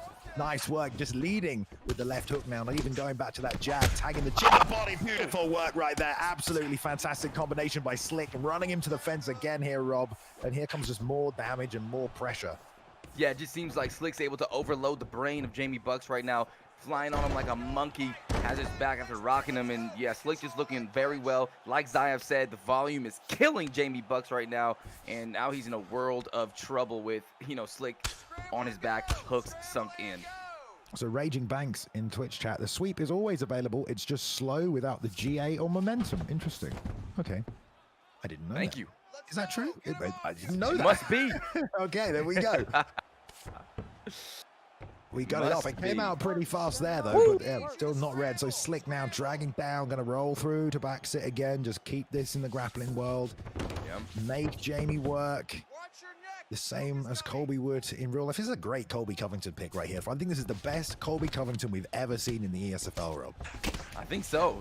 His ability to mix up the takedowns, put that pressure on. I mean, this looks like the fight that we just saw against Masvidal yesterday. And, you know, Jamie Bucks is just not able to compete with him on the feet, and he wasn't able to stop the takedowns. And now, you know, Slick could just go into cruise control. My goodness. And just win this fight. Yeah, and that's what he's looking to do. Jamie did a nice deny there again to stop the transition to top mount right there. Double fake from Slick. One fake this time and a couple of short shots. He's trying to find the timing on it. No arm triangle fakes it. Just the top mount fakes. There's the posture up. Returns. Didn't choose to throw anything. There's a deny there for the quick full guard bar by Jamie, but he stops the side control advance as well. And there's a full guard attempt. It may have been even a fake, but Slick stops it regardless. The top mount attempt gets denied. The backside sit, that's definitely going to get denied right there. And now he gets the full mount, Rob. Wow, what good work on the ground from both men. A wild sequence, some good exchanges there on the ground with those flicks, and every time, big shots though. Oh! Definitively puts him out. That's why he was looking for the mount, Rob. My goodness, that was vicious. Slick caught with a big win. The cherry on top with a brutal vanquish of his opponent with those sick combinations, and he really went for it there, and that is so exciting to see.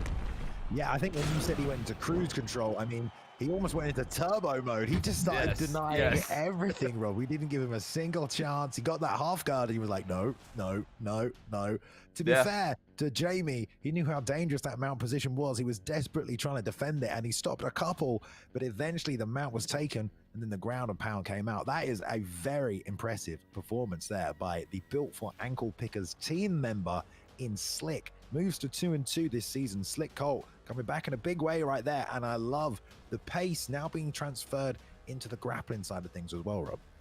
Yeah, that was a really cool sequence to watch. You saw Jamie fighting for his life, getting his, transitions denied, but then he was denying fully he was denying fully grapple advantage transitions from the top by just, I guess, guessing the direction. I mean, just fighting for his life, looking very good in there. And still, Slick was able to persevere over a neurological athlete as Jamie Bucks is. And, you know, it's just sick to see these guys getting better and better, not only on the striking department, but in the grappling realm as well. And these guys are just so amazing now in the Esports Fight League. These guys are so skillful, and they just put on such beautiful performances. I'm always impressed. I'm always a little bit surprised what they bring to the table, Balian, and it's always a fun time here in the Fight League. Yeah, the BFAP team built for ankle picks. They were part of the EK. I think they joined and then they left again recently. So that is a new team out there. If you want to look to join a team yourself, maybe because you're looking to compete competitively or you just want to get better at the game, it's all in the Discord. Join the community Discord. You can find it in there, as well as many other things as well. I mean, you can spar players. You can spar ESFL scouts in the Discord, Rob. Did you know that? Yeah, I did not know that. Yeah, you spar That's a awesome. scout, all right, and then you might get in the league. You don't know, all right? There's some good scouts out there. They're not just looking for winners either. You want some flair, some style, some uniqueness to your game. Anyway, we're going to jump straight to the next fight tonight. Back to middleweight now. Actually, not back to, but to middleweight for the first time tonight at ESFL 139. It's a matchup here between Kezza and Game Room. Let's go. All right. Game Room, a.k.a. Danny Balian? Yes. All right. Yes, rank 23, Danny, 1-1. He says he has not joined a camp because he wants to stay impartial as an ESFL staff member. How caring is that? Danny's a good guy. I like this man a lot. Rooting for him, but he's going against number 11 ranked Kezza, who I believe has fought for the title. And this is a rematch from August. The first fight was one of the best of the season, and I cannot wait to see what happens here. Two dangerous fighters. What do you think, Balian? I mean, two very dangerous fighters right here. I love the picks as well. Although at middleweight, a little surprising to see these guys. I guess, you know, they're both welterweights. So both these guys are much better at welterweight, but I respect that they've both, you know, not picked 5-star fighters here tonight. And you know what? Robbie Lawler is one of my favorite fighters in this game because we've got a massive amount of recovery, so you can take damage, and you got so much power. You don't have to trade. You don't have to stay on top. Oh my God, double jump straight. Lead hook right there. Beautiful work. Kezza already sticking to the chin of Game Room, and Danny's getting tagged here in boxing range, and he's getting clipped. Got to get out if he wants to get those kicks going. That Tiga's going to help. Yeah, Kezza's putting on a lot of pressure right here, Bailey, and really throwing out that double jab, and that his opponent Game Room is really, aka Danny's really not able to time those teep kicks, and they're getting him in trouble early here. Kezza coming out explosive in round number 1. Oh, he landed the left hook on the chin, but he just walked straight through it, did Kezza. Yeah, with Till, you know, you probably will get tagged a little bit early if you're trying to set your kicks up, but as your opponent slows down, you've got more space, you've got more time to land those kicks. So Danny just needs to keep being diligent, keep chipping away, play the long game, you know, try and look for the TKO in round 3. Does not need to output so much here and risk getting clipped. Oh, Kez throwing the rear seat and pushing forward. 3 hooks in a row, but a nice side kick on low stamina. Danny now making the kicks work a little bit better. Indeed, you know, every time Danny throws that teep to the body, Kezza's like, okay, you want a teep? I'll teep you right to the face. And that head is already taking a lot of damage in this first round. And when you're playing against Robbie, you don't want to take damage. Speaking of damage, huge shots by the ruthless Robbie Lawler on top, looking for the kill. Oh, so much power, and Game Room led off to the right-hand side, trying to slip an uppercut or a straight, and he slipped into a left hook, and that just then did even more damage when he came back to the center line, then got hit with the uppercut. So unfortunately for Danny there, just walking or swaying into the shots of Kez. And this is the problem, you know, you can't really take him down. Yeah, you don't have the ability with Till. Oh, they trade left hand lead hook. Rear uppercut lands. More ground and pound right here from Kez, trying to hunt the finish. Danny, a little bit and just enough block really to stay in that one, Rob. Barely by the skin of his teeth, and here we go. Kez is going to go ahead and let him back up, and he's throwing 4-punch combinations. He does not care if he gets hit here. He's loving that jab, jab, straight lead hook. And right now, Game Room in serious trouble. And this round has seemed like it has been going on for so long. I mean, it's been a wild fight, and Kez is killing him right now, Balian. Yeah, he cannot stay out of the way of these punches. It's unfortunate because Kez is just crashing through. Oh, the body! Nice spot by Danny. Lead body kick, and another one almost lands. If you can get that liver shot. Oh, he walked right into the uppercut, though. Fortunately for Danny, but he doesn't have the footwork stat until to walk backwards like that, blocking. He's got to move away earlier, stick and move, because Kezza's just going to walk him down, Rob. He is, but one silver line. Oh my God, another big shot. I mean, that was just a gruesome round right there for Danny. But Danny did land a lot of sneaky teep kicks, and he did dwindle the stamina of Robbie Lawler. So if he could somehow survive in this round, land some more body damage, it could be a victory still. But a huge round there for Robbie Lawler, played by Kezza, looking fantastic. Oh my goodness, Balian, big shot. Oh, the up kick keeps him in it though, straight. He got the rock, lead hook, got the drop. And yeah, Danny trying to work these teams and keep the range. But he's just, man, he just can't get out of the way of these straight punches, these jabs, these straights. Oh, he lent into a crippling left hook. Kez showing no mercy in just the power and the relentlessness of the Robbie Lawler pick right there, Rob. He just would not stop going forward. Ferocity as well. I mean, he came forward through some beautiful four-punch combinations, was not afraid to get hit, used Robbie Lawler perfectly, and traded with Darren Till. And every time, you know, Danny thought he was out of danger, like this little slip right here, he runs right into a brutal shot from Kezza. Yeah. Kezza looking like a contender again. And you know what I think it is? I think it's the adjustment there, Rob, of fighting another southpaw. You know, so often a pick like Darren Till, you want to be elusive, evasive on the outside. The things that you would use defensively, you got to be aware that when the stance switch happens, when it's the same stance, and someone like Kez is just hunting for that left hook, that's the side you default lean to get away from the right hand. That's now the danger side, and he kept leaning into it. So maybe that played in a little bit. I don't know. You have to ask Danny yourself, Rob. That's a great point, Balian. Yeah, because that left hand's a little bit closer. It kind of changes the range of the fight. And it's going to be, yeah, it was a very good performance right there. And, you know, Danny ranked 23, goes to 1-2. But, you know, Kezza, I mean, he just ran through Danny. He really did. 5-3. He was ranked 11th. And this man competed for a title in the past, and looks like he's on his way with a really dominant performance. And it does matter how you win in these fights and the statements that you make. And he made a very lethal statement tonight. Yeah, I mean, I'd say.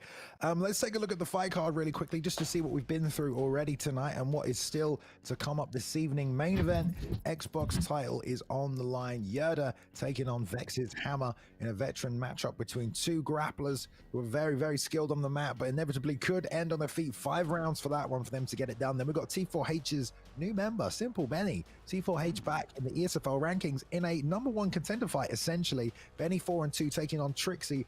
Also 4-2 from BFAP, and BFAP still representing a couple more times tonight. BFAP Deco taking Fadinator, BFAP Dirty Dave taking on FSK's J Robbo, and BFAP's Jakey taking on Webcam. So it's a BFAP run up till the main event this evening as well. Also, let's take a look at next week's fight card, everybody. ESFL 140, Rob. We are getting closer to 150, aren't we? Oh, yes, we are. My goodness. As you can see there, guys, another great night of fights on PlayStation, though, next week. Of course, the new champ, Ed Parker, right, defending the title against Kratos MMA in a rematch, Rob. I believe Kratos was the last person to beat Ed Parker, or he beat him twice recently. But Ed has looked amazing, but what a main event. Oh, my God. Have you seen the rest of this card, though, Rob? Have you seen I'm looking at it right now. Notorious, Spooky, and Crooks 209. That's a nasty fight, Balian. A Bathing Ash taking on Daniel the Freeman. Oh, my God. We love these I can't fights. wait. Upper Docs in the card. We've got Persu back off that win last week. UFC Turkey taking Kamapaulia. Great fight there, guys. If you don't recognize these names, that's okay. It just means you need to watch more ESFL, right, Rob? Definitely, because some of these names in this next card next Sunday, these are legends. These are killers. I mean, Area 55, Spooky versus Crooks. Oh my goodness, I am so excited. I cannot wait. Yes, indeed. All right, let's go to the next fight. They are ready to go at welterweight again here. We have Webcam taking on Jakey's BFAP, built for ankle picks here. Both guys up and down this season, Rob. Yes, they are, you know, 4-3, 3-3. LW Webcam, he, you know, likes to keep a technical pace and make adjustments on the fly. Crazy head movement, hunts the body well, but Jakey B at 18th place here in the division, 3-3, finished season 2 at the top of the rankings, and he is very motivated and he wants to climb back to the top 5. This is a big fight for Jakey and a big moment for LW as well. Webcam to break into that top 10. I don't know about these picks here, Rob. The Gilbert Burns pick. Now, Gilbert Burns should be amazing in this game, Rob. But there's always a problem with the cardio when you pick Gilbert Burns because you feel like you got the power, so you want to load up on those big shots, those hooks, but it drains the gas tank so fast. And against a Colby Covington pick on the other side, Webcam finding a good piece of kryptonite, not really going to be any submission danger while he's in top position, can just take the fight, wear it late, got the reach advantage. It's going to be a tough ask right here if you ask me, but Webcam pushing the pressure from the get-go, gone orthodox, and using the lead hand for the hooks, the jab, and that spinning back fist off the back already. Jamie trying to hump the lead hook as a counter, try and keep him at bay, showing the threat. So closing the distance, head kick right there as well, nice and early. You know, Jakey really needs to make sure. Oh, he lands those shots. That full counter uppercut was beautiful from Jakey. He's got the power. He's got some speed. I know Colby's got a lot of speed. I don't know which one's faster. I think they're pretty equal. Maybe Colby a little bit faster, but definitely a lot less. He's got those pillow hands, so that overwhelming, you know, factor from Webcam is huge here. Yeah, that was a digging teep to the body as well. Took a big chunk off that long-term stamina. Ooh, trying to slip to the outside there. He would have walked right into that big right hook with Webcam. If Jakey can commit to the jab right hook, it looks like he might land it because Webcam's still slipping to that outside, looking to slip the jab though, so he does need to be careful of that. But if he can time it, there's one right hand. No takedown from either men yet. That teep out of range, leg kick out of range here. The fakes on the entries, both men slip straightening each other. Oh, lovely adjustment to the rear body. Uppercut right there. But in tight, those uppercuts and those hooks are firing back right there. Webcam needs to be careful. Beautiful. Oh, there it is. Beautiful kick there by Webcam. And Webcam really mixing it up well. Oh. And it looks like Jakey's going to pull guard and get that full. Beautiful job. Love to see that here. High level stuff. I mean, obviously the pull guard, we've not seen that for a while. It's fairly easy to defend. You just pull up out of it, but it doesn't matter. Jakey B sneaking it in there, beautifully effective with that. And he takes full mount. Here comes the posture up as well. And that's such a nice way to get this fight to the mat with this big damage. This will be big ground and pound damage as well. Wonderful work by Jakey B. Huge. Doing big damage from these postured up positions, bouncing Kobe's head off the canvas, and scoring well and winning this fight. This is great job and a great momentum sweeper with that pull guard full mount transition. Yeah, arm triangle fake, posture up from Jakey. Great work right here. 2 shots and cover after the frame off one. Doesn't want to burn the stamina. Doesn't want to risk giving an inch to Webcam, letting him get back to the feet. We're back in full mount as well. And another posture up. More damage. This is going to hit. Nice slip though. Yeah, CIA was able to slip that immediately, negate all the damage. But again, the relentlessness here. The relentlessness. Big shots. Jakey B landing bombs. Oh my God. And this is going to affect his psyche. This is psyche, Bailey, and the mental state is being tested. I mean, this was just such a good decision from Jakey B. I mean, like, it's so hard to get a takedown on Covington. He's got such good takedown defense. Oh, the get-ups as well. Nice work. Jakey B going to the pull guard. Will it work a second time, though, is the only other question. There's the ankle pick on the guy that was built for ankle picks. How do you feel about that? Feel good. I feel like he's probably been training that a lot in the gym with his boys. I mean, based on the name of their camp, Bailey, and what do you think? Yeah, I mean, but, you know, like Webcam's not in built for ankle picks. You know, Jakey's the one, so. That's true. He got himself. I got a little confused there. Well, that's okay. No problem. Yeah, he's supposed to be the more dependent. That's Fekit Talbot in our ears there. Lovely stuff. Back for the second round here. I think you got to give that to Jakey. So much ground and pound damage landed from full mount. Nice adjustment to throw the lead overhand after the slip straight. Boom! Oh, I love it, Rob. But he's straight back up. Beautiful late denial there, but a good attempt for that takedown from BFA P. Jakey.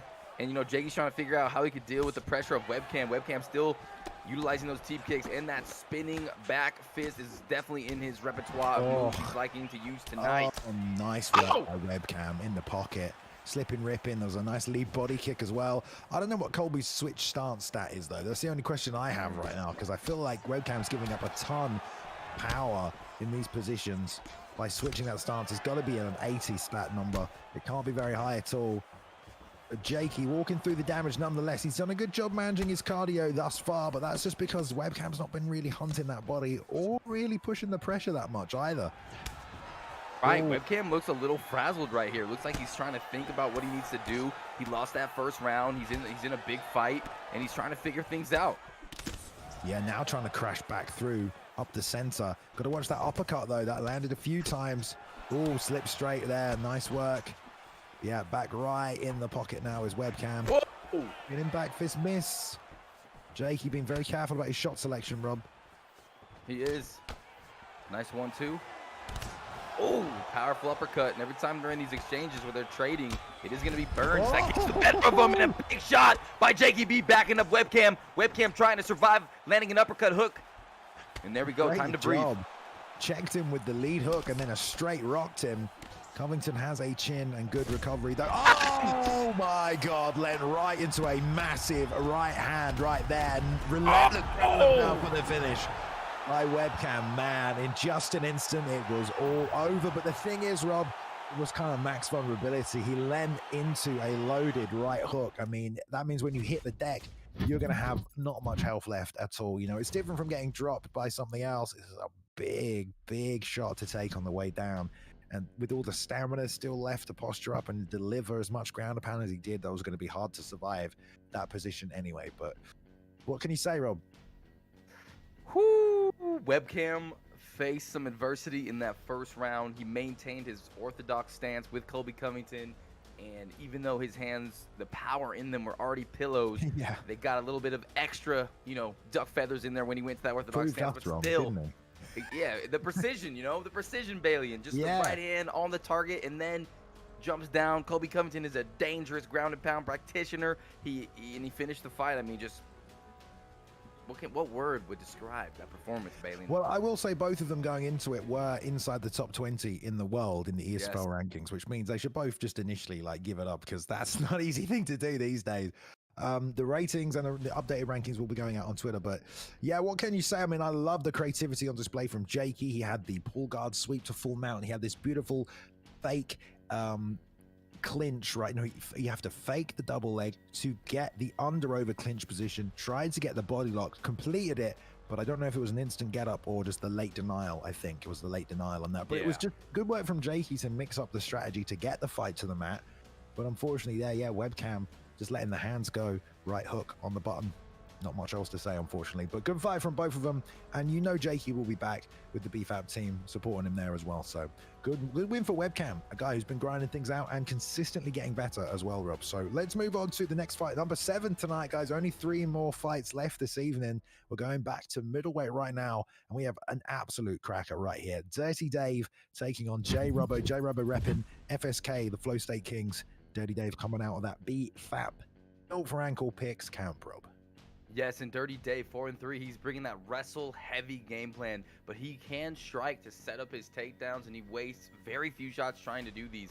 And you got, you know, FSK J Rubbo, who has big wins over Haroon and Tadpole, who's currently ranked number 2 right now. So Jay undefeated so far in the Esports Fight League. So let's see, you know, how these two shape up, both looking to get towards that upper echelon of that top 10, Bailey. And talk about these picks. Mirror match, your favorite.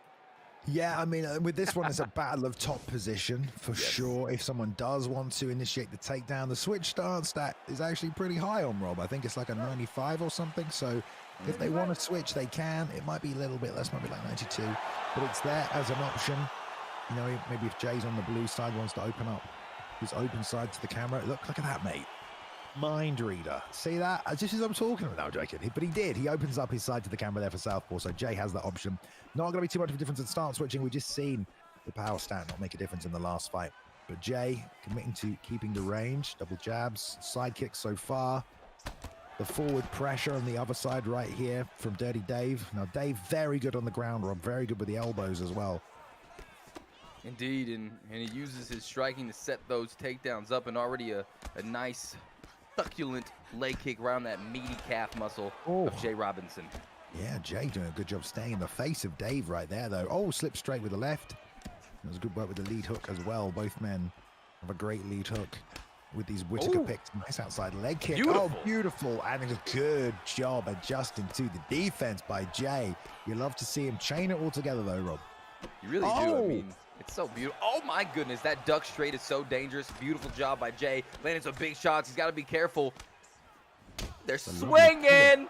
Animation there. Dave Getting the head kick up. Yeah, they do say, you know, the straight head kick on Rob Whittaker is a 5-star move, because I believe those are both 5-star on Rob. I think that's right. But yeah, straight head kick or just the head kick off the rear leg is a big move in that weapon toolkit of Whittaker. And we saw Dave bang one out there, but Jay coming back now, committing to the inside boxing, doubling up on the leg kicks. We've seen the adjustment to southpaw now from Dave back to orthodox. Just there to land a few leg kicks perhaps. Nice eyes by Jay to stay away from those hooks. Clinch work now on the inside, swims to the under over, but a break in a left hand. Nice work by Dave. Very good stuff, Balian. And Jay putting on a lot of pressure, starting to break through that block, land his shots, but Dirty Dave is fighting back as well, landing some of his own. And it seems like Jay is really looking for that duck counter, and it seems that his opponent, ooh, beautiful shots though. This is nice work by Jay against the cage. Oh, what the, Balian!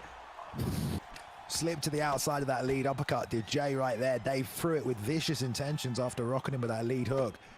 And he's lucky to still be conscious, I think. And now the block is getting broken right here, but Dave fires back with the lead hook. Jay doing a good job ducking, but he does have to watch that uppercut, although he did slip one a second ago as well, so maybe he's aware. Oh! Close. That was close. He almost hit a home run, baby, but he's gassed now after that. Yeah, got to sit back for a second. Jay tried to punish him to the body, but I think Dave blocked it. So nice work by Dave. Tags him with the lead hook. Slips under straight. Such a beautiful sequence. And there's the lead uppercut we talked about a second ago. He's got stacked guard, has he? No foot on the hips. Jay's back to the feet. But he's got to be careful now. We're going into a second round. But that's first round is definitely going to Dave. And Dave hit him with his own, you know, his own move, the duck counter. And that's what he was looking for that whole fight. And what a first round between these two. A lot of different momentum exchanges. Ooh! That lead uppercut was uppercuts right sick. There, Rob. Double uppercuts. Yeah. Double Some Big UFC Mac, 2 baby. Stuff. Remember how many uppercuts you could throw in UFC 2? You could do like 10 in a row. Damn. It's non-stop. Are you admitting that you were a spammer in UFC 2, Bay? No, mate. I was amazing at UFC 2. You don't even know. Before the ESFL, unfortunately. You'll never know, but there we go. Woo!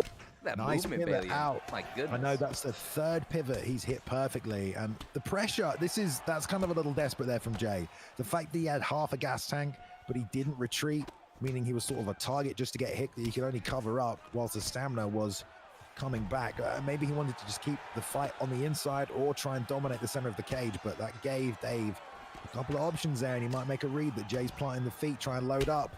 Oh, the body kick as well, open on that far side. And Jay having a bit of trouble, Rob, getting anything going in the second round so far.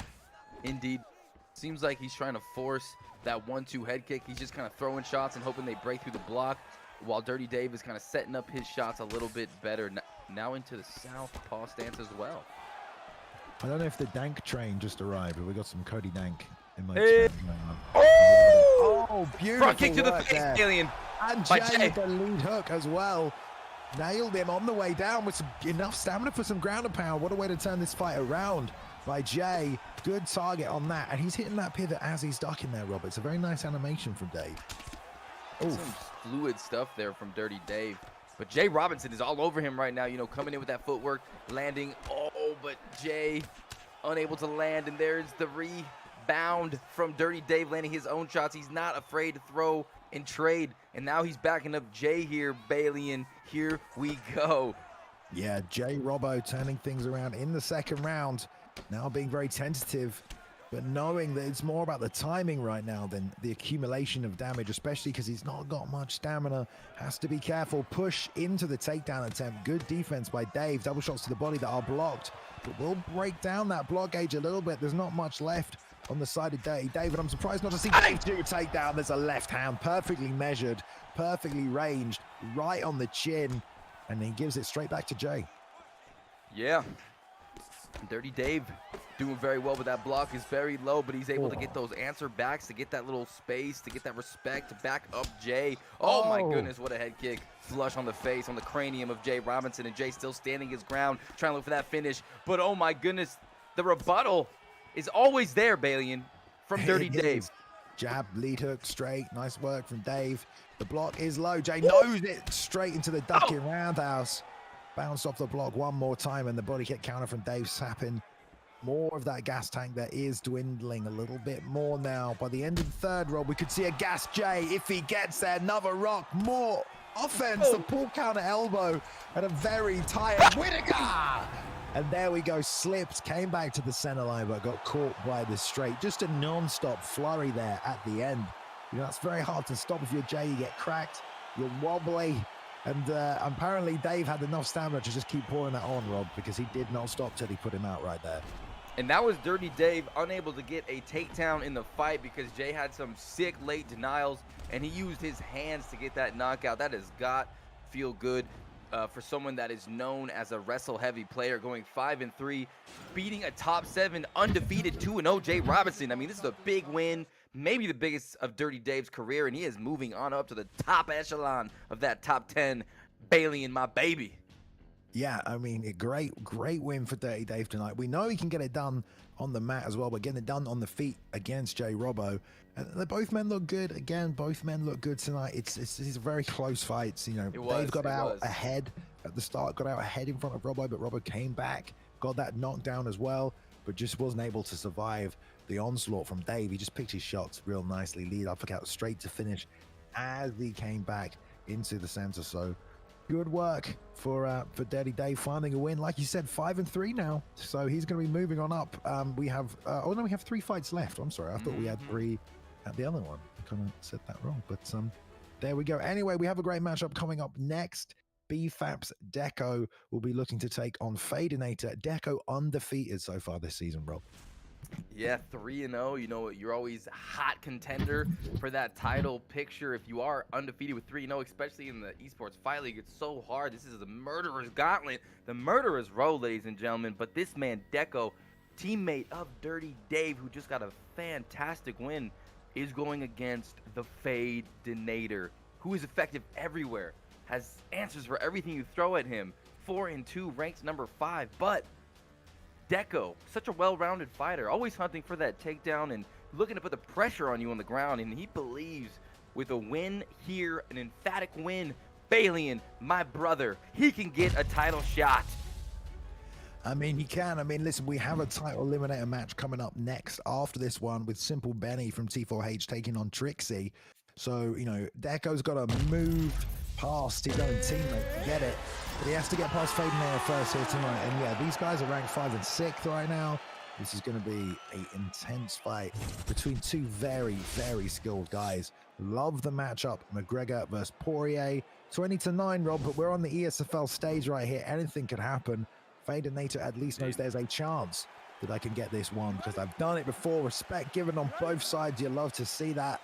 Let's see what kind of a game plan Fadinator comes out with. A sidekick there to beat the turning sidekick, and it actually took a little bit of stamina as well, Rob. Indeed it did. That was a little bit wild at the beginning there. And with these Dustin Poirier pick and Conor McGregor pick, they both have a lot of power in their paws, so it should be a striker's delight here. And right off the bat, you're seeing Ben come for the kill early.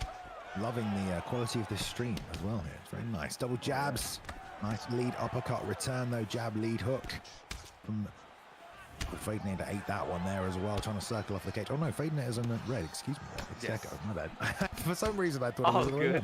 Anyway, Fade still pushing forward. That left hook is long and rangy right here. Obviously southpaw v southpaw. It opens up that leg kick. That's how Poirier got it done really against McGregor. It was very effective. We'll see if Deco unloads those outside calf kicks, but he gets beaten by that linear side kick there as well. Takes him off the feet, and Fadinator not afraid to get a little dirty boxing going here, even taking the back right now. Ooh, good knees as well, and Fadinator right away, I'm noticing he really is targeting that body, and he's fighting very well from the distance with those teep kicks. And it was only when he got really close inside the pocket where he ate some damage. So Fadinator doing very well from the outside, Balian. Very well from the outside, using the kicks really well. And it's because Deco's just trying to walk into range and box him.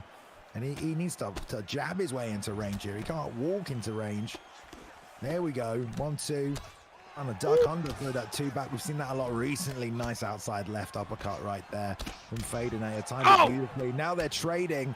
Content to both trade. The body damage, though, done by Fadinator, Rob, already is very, very high. Oh, he's done such a good job at targeting that body. And again, that teep kick is adding up. And if you are Deco right now, every single shot to the body, you need to be blocking these knees, these uppercuts. I mean, this is terrible right now for Deco. Another knee lands flush, Balian. It is not going good.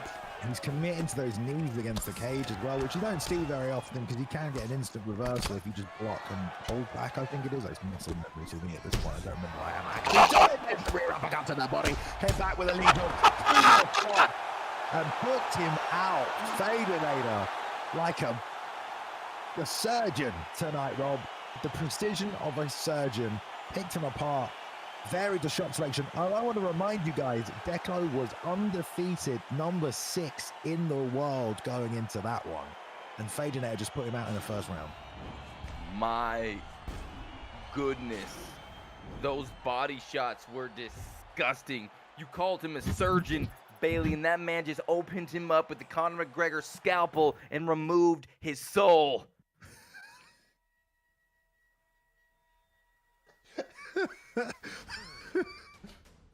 That was really good. I like that. That was great.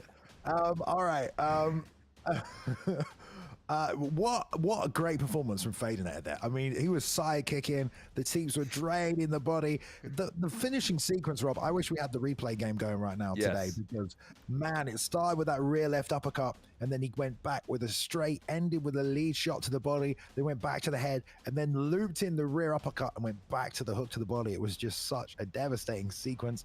Deco couldn't get out of the way of it, never really had a chance to get his game plan going, and just things like the knees to the body early just touched it up enough for him to get that rock, and then it was just the beginning of the end from there. Yeah, Fadinator with a beautiful training camp. And whenever, I'm a pretty, talented striker when, I put my mind to it. And whenever I fight an opponent that utilizes that game plan where they TP you from the outside, they don't let you get in your rhythm, they throw you off your game, and then you just, it's just you're fighting an uphill battle at that point. Your body damage is low, your stamina is slightly dwindling, puts you in this weird position where you're trying to force things, and Fadinator just clinical out there. And I mean, what a win, what an impressive performance by Fadinator. I mean, that could earn him a title shot. Who knows how this next fight plays out, but we already have talked about Bailey that this next fight has title implications. But woo, Fadinator on the rise, 5-2, a big dub over undefeated opponent. I mean, can you want out of I mean, he said he wanted a title shot. He said he wanted a title shot. He might just get one, but one of these men is more than likely going to get it first. Although, Rob, you did mention earlier, it's about performances. It doesn't get much better than a first round finish. It will be up to these two. If his teammate gets it done, maybe Trixie and Fadinator can have a look. Actually, I'm sorry. Actually, no, Fadinator is not the same team as Trixie. I apologize. Fadinator wants to make his way to the title anyway. I think he might get it. We'll have to see though. Anyway, all right. The co-main of the event of the evening right here. We got Simple Benny repping T4H, a camp who are quite notorious. Not many of them in the ESFL these days, but Simple Benny is here. He's been putting on a great run of wins, very unorthodox, 4-2. He's taken on BFAP's Trixie, Rob. Yes, and coming out of that Fort Horseman notorious camp, Simple Benny is bringing deadly submissions, and he also has effective outside fighting, good kicks, an orthodox style, like you said, ranked number 4. But this man is going against the Venom Invitational champion, ladies and gentlemen, with high-level footwork. He's so dangerous. His stand-up is insane. He takes that first round to download what his opponent is going to do. He makes his reads and adjustments, and in that second round, he eliminates his opponent. And we'll see where these two stack up. I cannot wait. This is a very exciting moment for the Esports Fight League and the future of the Xbox division. Oh, yes, indeed. The Yan Mirror match. We will see who is the better man this evening between these two. Simple Benny already getting off to a quick start. Both men know you're going to get ahead on the damage. Get that perk activated. Nice turning side kick to the body there. He's bending through the jab, but there's a nice one too. Into the 3, lead hook. T. Reset the range back to the center. 1, 2, 3, and another 2 on the end of it from Benny, and slides out beautifully. What a great blitz. Another 3-piece on the inside. Looks like Benny's preloading those combos, knowing what's up. Trixie just reacting a little bit right now. Benny definitely going first. Again, the better of these stand-up exchanges so far. Another stiff straight right. Yes, beautiful stuff. The feel-out process is beginning. I'm trying to get my window back, Bailey, and take it over. Oh, no problem there. Benny locking down the single collar as well, marching him across the cage. 2 shots to the body. Straight down the center line. as Trixie's trying to come back. Beautiful though. Otagari changes the fight completely. They deny straight away. Now Trixie can try and get some revenge. Indeed, on top, Trixie. And this is where Simple Benny wants to be, I'm sure. But Trixie right now in the dominant position, landing some body shots. These are never fun to take. But it seems like, you know, Benny is okay here, just letting the ref stand him up. But Trixie's like, all right, let's go back to the feet where I'm supreme, baby. That weirdly landed as well, that switch kick to the body. Seemed a little out of range. Benny did a good job earlier. We're running him to the fence line now on the back here. Let's see if the takedown comes. Going to do the drag back, sits, nice work. And undoubtedly will probably roll to that backside position. Maybe get a little posture up and try and do some damage. Trixie not looking to rush anything here, perhaps looking for the deny. Still 2 minutes if it stays in this grappling realm, which, I mean, it's completely even. Of course, in a mirror match, as we always say, the guy on top is at an advantage, but it's back to the feet. Okay. Did the ref stand that up? I think they did. Yes, he did. Look at that. Interesting. Okay. I don't know if I've ever seen that before. But yeah, they're beating the hell out of each other with those little shots. I think the ref was like, all right, enough, boys. Let's get the real shots going. And now back to the feet. Peter Yan, they're both flying. Simple Benny put on that pressure, but they're trading. And this should favor Trixie if you think, right, Balian? Oh, yeah. Well, Trixie's also coming forward a lot more now. I really think it's the screen switch. You know, that helps a lot of people. Trixie's on the left now. Maybe feels a little bit more comfortable. Inside leg kick, double jab, straight. Nice work by Trixie, little frame out there as well, trying to keep the range a little more. The adjustments to the teep, inside leg kick, check as well. Nice work. That will not feel good. Benny slowing down a little bit here, maybe being a little bit more careful. Lovely job with the hip toss over the top into side saddle. Gonna get a couple of elbows off as well. And this is all important damage and significant strikes, and especially this first round. It's been very close, Rob. It really has, but these ground and pound, these elbows from the Simple Benny, and the takedowns and these little shots right here. I mean, that head help from Trixie is taking a toll, and he's got to be careful he doesn't take too much head damage. And you know what that means, Balian? That Force of Nature perk is engaged for Simple Benny. It is, and there we go to the second round. Even on the feet, Benny with more significant strikes, but Trixie landing more overall. But either way, very close. Barely any numbers in it. I probably lean towards Benny a little bit, but it's about who can capitalize and find the big shot. Trixie up on the stamina here as well. Definitely looking to push the pace, push the pressure. Already marching him down, trying to get that slip straight down the middle. Landed a few leg kicks. 1-2. Didn't fire the 3. Came back with it there. After the 1-2 came from Benny. Trixie trying to be methodical about this pressure, Rob. He is. And ooh, another Otagari takedown, Balian. Beautiful, and a huge deny there by Trixie. Ooh, that's going to let him get that full mount position, my brother. What do you think he's going to do from here? He's going to get another nice. It's a shame, really, because that's exactly what Benny did last time he got that trip, you know? So it's just he's on autopilot there, and Trixie got it right the first time, got it right the second time as well, because he did the same thing. But now postures up half guard, going to use that to slice the side control, bit of stamina advantage there. The R1 flick to the right, able to do so. Taking his time here, both full stamina, maybe waiting for Benny to make a mistake.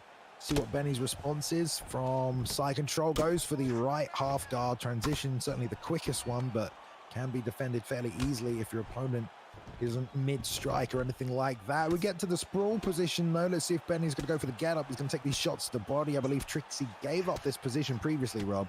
Content to take this damage though. Yeah, you know, Trixie, you know, taking the fight to the ground and doing some good shots. Nice front kick to the face. And it seems like Trixie's starting to heat up here in this second round, ladies and gentlemen. Yeah, lovely head kick as well. Surprised didn't break through the block. But damn, I mean, Benny came out fast in the first.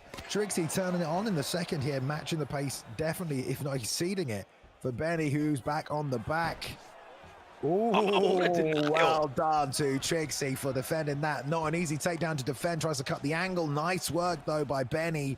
Reframes, pushes him against the fence. Let's see if he takes the back position again. Knee to the body this time instead. Nice work. Break. Right hand as well. But Trixie firing back. Spinning back fist for Benny. Nice work. That's that unorthodox style coming into a high amplitude hip toss. More damage as well coming from the side battle position. It snuck through. Trixie in trouble now, Rob. In big trouble in the side saddle. Another vicious elbow lands, and this is a terrible position to be in. If you are Trixie, he's got to make, he cannot make any mistakes right here, because one wrong move and the submission will come. Even if Peter Yan doesn't have the best submissions, still in the hands of a T4 horse trained submission specialist. This is very scary for Trixie. He's landing so many good shots with his elbows, man. A big round for the Four Horsemen. Yeah, Benny retaking full mount here, going for the up flick posture, raining down some shots. Nice slip from Trixie. He was winning this round until he wasn't, and now he's under a furious assault. And he's actually not winning the head health battle anymore either. Benny done that much damage throughout that sequence with the rock, the beautiful hip toss. 10 seconds left in this round, though. What do you think? You think Benny's maybe stole it right at the end? I think so. Yeah, that takedown and those elbows and the head health, the damage for sure. I'm thinking 2-0 right now, Balian, for Benny. Quite possibly. Shout out to the current PlayStation ESFL champion, Ed Parker, joining us this evening in the Twitch chat. He will be fighting next week, making the first defense of his title against Kratos MMA. ESFL 140 next Sunday, 8 p.m. UK time, 2 p.m. Central. Ooh, nice side kick there from Benny. Switch stance, man. I mean, he is just throwing a lot of different looks at Trixie, isn't he? It's not just these clinch attempts and these back sit positions that he's finding against the fence. He's mixing things up on the feet as well. Trixie committing to moving forward. I love it. They just throw hands right there. But Trixie gets the best of that exchange, both just flurrying with straights and hooks. Couldn't even tell you the combinations landed if I saw it, Rob. It was just too much. Me either. Simple electing to exchange with a dangerous striker. That is Trixie. Trixie throwing the better combination and almost flatlining his opponent, Simple Benny. And now he has the back going to that top mount position. And this is where it could get a little bit dangerous for Simple Benny. Tries to get the quick escape there. Denies the full mount. Oh, wow. Great job by Trixie, though, to deny the escape to half guard. Benny again hunting for that get up, Rob. It just doesn't often work at this level of the game in the ESFL. Most people able to deny that fairly easily. And Trixie taking full advantage, posturing up, unloading some big damage. Again gets that posture up. Another big shots. Oh, He's landing bombs right now. He's about to knock him out, Balian. Simple Benny needs to get out of there. Manages to get half guard. Yeah, we've seen so many finishes tonight from full mount, Rob. A lot of finishes from full mount. It's such a dangerous position. Obviously, you got to work really hard to get there. You do not get full mount easy, but once you do get there, there is a ton of damage. It's a good way to finish on the ground if you are a grappler. But also, Peter Yan has hellacious ground and pound. It's a very high number. Indeed, and it's pretty interesting that Trixie elects to go to these ground positions, probably because his head health is low, but he has a fantastic top game as well. He's got to watch out for that spinning back fist from Simple Benny. Simple Benny is throwing these pop shots out there and trying to land these little cheeky punches. Oh my goodness, what a left hook. Wow, what a sequence there to find the finish. I mean, that was a fantastic co-main event, Rob. Chaos, back and forth. Benny doing well in the first and second. You put him up 2 rounds, Rob. You said he was up 2 rounds. I did. Trixie doesn't matter. Overhand, and I believe it was a lead hook as well to get the finish. Great work by Trixie. Gets the W. He will be happy with that one.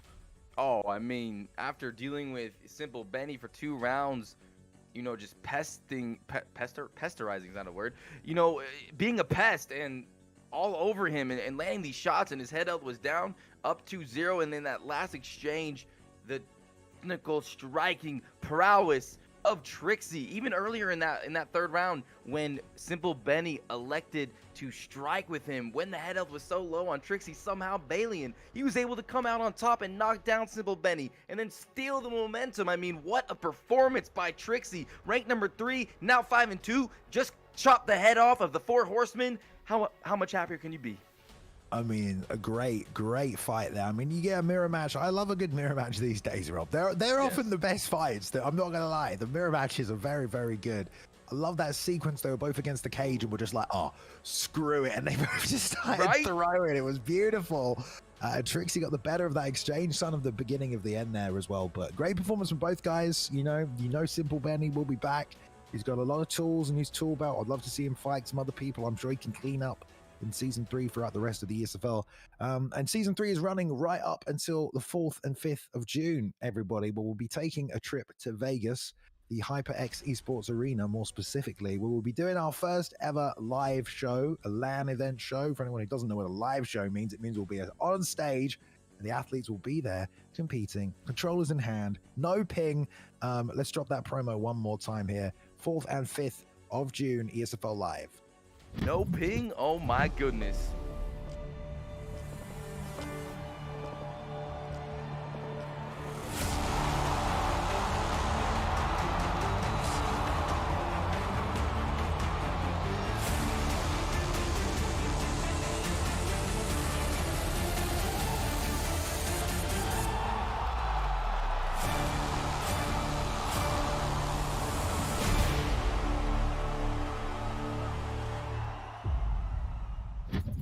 Well, there we go, Rob. 4th and 5th of June. Write it in your calendars, guys. Okay, listen, this is going to be a community meetup. This is the first chance ever, really, that the ESFL has an in-person community event as well as a live event. But 4 years now we've been running this thing, and this is the first ever big meetup. So, I mean, I'm going, you're going. Bunch of other people from the ESFL community will be going. If you don't want to fight and compete, just come along, show up. There'll be the actual 2 days in the HyperX Esports Arena where we'll have the competition on day 1 and day 2. We'll crown a champion, 4,000 cash in prize money. There's also the ESFL title belt. The actual belt will be given away. All right. And, we're trying hard to get other stuff on board as well. We're in Vegas. We're trying to get the UFC involved. Hopefully nothing to be said yet, but we are trying to level as much as there can be. So write it in your calendars now. All right. Start thinking about sorting it out, because you don't want to be 2 weeks out and hear about all this cool stuff that's going to happen, Rob. And then you're going to be like, well, I could have gone and now I'm not, Yep, that's true, because this is history in the making, and you could be a part of the first ever, live ESFL esport event in the HyperX Arena. You could tell your children about this, Balian. You could tell your grandchildren about what you saw on that day. I mean, it is a big milestone for the community. 4 years ago, there was no UFC esports. Now look at it, all right? Granted, we've still got a long way to go. Look at it again in 10 years, maybe. But it's grassroots. We only had 4. We're coming along. It's getting there. Yes, I'm in it for the long game, Rob. I don't know about you, mate. I'm in it for the long game. I know you are. That's right. Okay, right, everybody. We're going to go to the main event of the evening now. Xbox title on the line. ESFL 139. The new champion, YerDa. Long time coming. Very excited. Even had the head of Dust, the Detroit Urban Survival Training, give him a shout out last week for his title win. Incredible stuff, really. We're going to 205 light heavyweight for this matchup, Rob, which is amazing. And he's taking on Hammer tonight as well. So let's jump to the fight. Let's jump to the fight. The #1 contender, CW YerDa, 5-2, unrelenting pressure, comfortable wherever the fight goes. Elite head movement, has wins over veterans like Kezza, Gamp, and Danny. This guy is so sick. This is going to be a huge test for the Cinderella story that is VeX Hammer, who spent so much time training, ladies and gentlemen, and persevered, and now is on the top of the mountain. No, not Balian's mountain, the ESFL mountain. 4-fight win streak over Haroon, Broomstick, Webcam, and Anthony. This man is hard to finish. World-class grappling, the main event of the evening. Here we go. Wow, look at that as well. YerDa 10-0 over Hammer here in other fights. We're having problems with the audio right now, guys. I don't know if we'll get it to you. There is no audio on the fight at the moment. Might be a problem that might fix itself in a little bit, but if not, Rob, we're going to have to simulate it for everybody tonight. The contender Hammer taking the John Jones pick, champion YerDa going with Alexander Gustafsson tonight. Both very good grapplers. You take 205, Rob, as a division, you got to expect that Hammer's going to go John Jones. I mean, come on, he loves side control. No doubt. A big pick there. John Jones is so hard to deal with when they're grappling with John Jones. And if they get you down, oh man, and good luck getting up. But, Alexander Gustafsson does have the ability to utilize his range, his boxing, his quick hands, and his teeps to keep John Jones at bay. So we'll see what happens here. Switch stance there from YerDa. Perhaps he's seeing something we aren't. Maybe he's finding himself pivoting, circling to the right, wants to set up that lead hook. Love what YerDa's doing right now, Rob. Not really trying to desperately land anything, just picking at sick techniques, aka Hammer, as he walks forward straight into the rear side kick. We saw that become very effective. And look at that combination ripped by YerDa on the break. Clearly, this man's been playing Gustafsson. Balian, did you see that? Oh, we got sound, baby. Hallelujah. Yo, did you see Balian, him predict the takedown and pivot out of the way? I mean, that is world class right there from YerDa. It was world class, and that's why he's the world champion, Rob. You got to believe it. damaging that left leg a little bit. Doesn't matter though, in a fight like this, you know, sick technique really needs that takedown to land some damage here. I doubt he's going to outbox YerDa. The damage from the clinch, nice job defending the takedown. So leg kick damage, it's still damage. Damage that will count on the judges' scorecard. Did you see the controller disconnect flash up there to defend the takedown? That's not good. That's not good. You know, we've had a few instances where people have forgot to plug in their controllers, but I don't think ever in a title fight. And this would be the worst time for a controller to die when Sick Techniques is on top of you with Johnny Bones Jones and he's working you with that right hand. And this is very bad. That denial in the locked and loaded position. Yes, indeed. By the way, I've just realized I've been getting it wrong, because Hammer is the champion, not yes, YerDa. yes. So I don't know. You only got it wrong once. Well, I think I got it wrong like 7 times actually, but just to correct everybody and myself, Hammer is the champion, not YerDa. So I don't know what happened there in my brain, but there we go. It's melting, typically. No problem. Anyway, the champ on top with John Jones now landing some good ground and pound, making it a little tough for YerDa, making things uncomfortable, going to start adding up that damage. The ground and pound stat on John Jones is disgustingly high. Not a place you want to be at all, but also a place that's very hard to get up from underneath from. Only 30 seconds left of this maximum, and YerDa did a good job defending the takedown up until that point. But here we are. Yeah, here we are with John Jones on top in round number 1. He was able to get that takedown. Really wasn't able to do too much significant damage, but here we go. Bang! Bang! Ooh, couple big shots right there, but a slip! Nice. Yeah, but he opened up towards the end, of course, because he's in danger. So yes, the chances of him getting that slip again, it's going to be methodical work from Hammer in that top position. Nice outside leg kick. That stopped the takedown right there. That was good work. YerDa, another outside leg kick. Just goes to show that damage does count for something in the judges' eyes right here as they come out for the second. Hopefully the audio will pop back in at some point as well, Rob. Yeah, it seems like the crowd only likes to cheer in random moments. This crowd is kind of strange, but another beautiful kick to open up the round for the challenger, YerDa. You're seeing that fake takedown right into the Soto to the back take. What's going on? A big slam down! Bang! Wow. What a beautiful technique.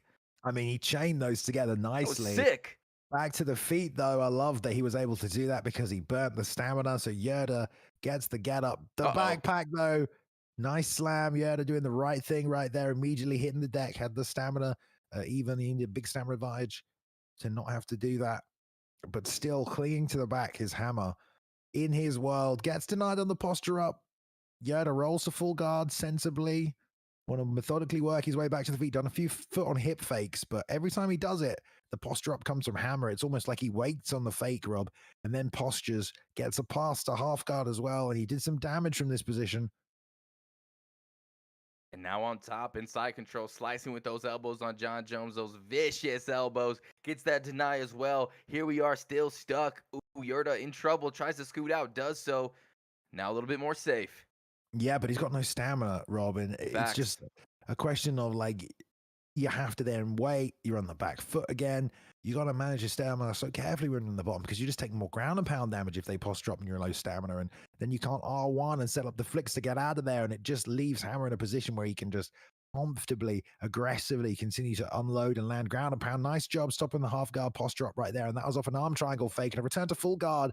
Now, YerDa, if he does the hip fake, he's got to believe the posture up's coming again there, Rob. 3 times now. YerDa does the foot on the hip armbar fake, and the posture up comes, but they're back to the feet. Back to the feet. Beautiful analysis there, Bailey. And whenever on the ground, you are an expert, my friend. But here we go in the stand-up. But the takedown is coming. You know it is looming. Sick wants it in that dirty clinch fighting, and jumping on the back against the cage is something that Sick is looking for. The champ wants this fight to the ground, but YerDa fighting desperately to keep this fight up. And there's the shot right now, and a big takedown defense. Good denial by YerDa. Good denial by YerDa. That will drain some stamina. It's just very difficult to fight John Jones on this game sometimes. You know, it's just long, awkward, and just impossible to get away from the takedown attempts and the clinch attempts as well. Spinning elbow doesn't really add, but the knee to the body does drain some stamina from YerDa, who's now on the outside. He's been quite tentative here, maybe knowing he's already lost this round. Catches the kick, spinning elbows blocked though. That's another chop to that leg, and now a calf kick. Those kicks are working, Balian. They're adding up. Oh, that's important. That's huge. Yeah, that is huge. Makes the adjustment to defend it. Another calf kick on the outside. Pouring now with a jab. Another calf kick. Realizing Bang! Sick is not defending, right hand over the top on another calf kick. Oh, And he's starting to left heat hook up the for challenger, another Balian. calf kick. Good job Another by one. YerDa, mixing everything together, but was it enough to win the round, Rob? I don't know. Maybe, you know, that's a lot of damage to that left leg. It's about to buckle anytime now, and that's going to take away from the takedown ability. That's going to take away from the power as soon as he's able to buckle that leg. YerDa also landing some good shots, starting to find his rhythm, and something very important that we must mention, Balian, he was able to defend 2 takedowns in that round. He's getting better with them. He is getting better with him, and also, you know, he will slow down Hammer over time. Everything's going to slow down a little. Nice job just snapping that one down. The up kick. Ooh. Gets him straight back to the feet, though. Again, he chops that leg. I'm not sure why the switch stance hasn't come yet. Maybe the Otsugari trip is easier from that position. I think you both have to be the same stance, don't you, for the Otsugari trip? I don't know. Is that true? Ooh, good combination there by YerDa. It's either the same stance or the opposite stance. I should know, but I don't use it because it's a bit cheesy, you know. So I don't actually know. I should know. Okay. I should know. Knee to the body right there, and the return from YerDa. There it is. So I think it's the same stance right there, which I'll probably get confirmed for me anyway. But there we go. On the back again, though. Hammer, not much stamina. Got enough to roll to the back sit, but this is an opportunity right here for YerDa. He needs to go right now with the stamina's low, but doesn't want to risk it inevitably. And now the recharge has happened. Denies the top mount, though, so definitely comfortable in this position regardless. On Double top. Map says the same stance right here from Double Map. So that's potentially why we're not seeing the stance switch from Orthodox there from Hammer. Just FYI for those of you at home who want to know why he's not changing. YerDa is doing such a good job getting back to his feet, keeping this fight standing and putting pressure on the champ. Look, there's the stance switch right there. And these hooks are starting to land. Oh, he almost scooted out of that, you know, towards that left side. That would have been a devastating vulnerable shot. Ooh. You know, I feel like YerDa is winning this fight right now. Ooh, yeah, but he's eating up some damage right now. Oh, that was a nice elbow, but nothing doing. Yeah, YerDa's being more methodical, choosing his time to land the damage, whereas Hammer seems to be kind of keen to keep action going forward, to get some offense on the feet, to get those takedown attempts. He's just going to have a real tough time. It's almost like you're not necessarily forced to, you know, spam takedowns, etc. as John Jones. It's just very hard to strike with John Jones. You don't really have a choice. There's a nice body kick, though. Anything he's setting up off that rear hand, the side kick, the body kick is working nicely. Balian, these punches from YerDa are just connecting time and time again. This time, no Osogari, a Sotogari. Am I saying that right? A Sotogari? I believe it is a Soto, yes. Thank you. Inside leg kick, though. Nice work. Chop in. And you'll see YerDa comfortably switch stance to match now. He is draining a little bit, that gas tank. We're in the 3rd round, just past the halfway point of the fight. If the body damage keeps adding up, though, it's going to hurt. YerDa pitching the big right hook, comes back with a left hand. 1-2. He sees the block still low, most likely, although we're not supposed to. Well, never mind anyway. They can't hear us. They're in specially designed booths. Nice teeth. Beautiful. So far, so good. Oh, Big shot by the challenger. He's wobbling around like a ball in an ocean. Slips to the left here. Rips that body straight up top as well. But YerDa's not got the stamina, Rob, to sustain an offense here. And look, block is still relatively high. Head health, not that much of a danger. But I think you're right. I think YerDa took that round. If you're YerDa, what are you going to do? More of the same in this next one if you want to keep it winning? YerDa needs to time that spinning back kick that he is throwing after the jab, scoot towards the belly button side, and connect with the right hook, and the fight will be over, Balian. All right. Well, that's a very confident statement from you right there. But all right, I believe it. I believe it, Rob. Thank you, Balian. Oh, there's the right hook. Just like he said, everybody. Inside leg kick again from YerDa, committing to it. Hammer now on the back foot, dives on the double leg. That was actually really well timed there. Under duress. Catch your opponent moving forward. It makes that double leg more successful if your opponent walks into it. Exactly what YerDa did right there. So great job by Hammer to secure another takedown. Now, will YerDa do foot on the hips fake again and not deny the posture up? Let's see, Rob. See what he decides to do here. A big takedown, and this is huge for the champ right now to get to this position in the 4th round. Right when you saw the steam filling up, the coal being shoveled into the gas tank of YerDa, and the confidence was rising. But now this could be a little demoralizing for the challenger if the champ can maintain these positions and do some damage. Yeah, good denies from the top by Hammer. YerDa did do a good deny on the full mount transition. Ooh, Oh, man, I'm never too sure of that animation. That's a... These scrambles are cool looking, though, huh? Yeah, man, I like them. Anyway, Me but too. there we go. Sick.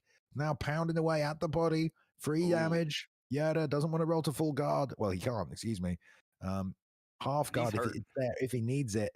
Full GA bar on YerDa. Just Oh, these taking are the body. devastating, Balian. He might just be looking for the ref stand up. Pretty sure you can't finish your opponent in this position, regardless of how much body health they have left.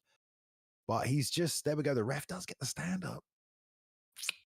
So I would have committed to a transition if I'm Hammer there, even if it got denied. At least he wouldn't get stand up, you know. True.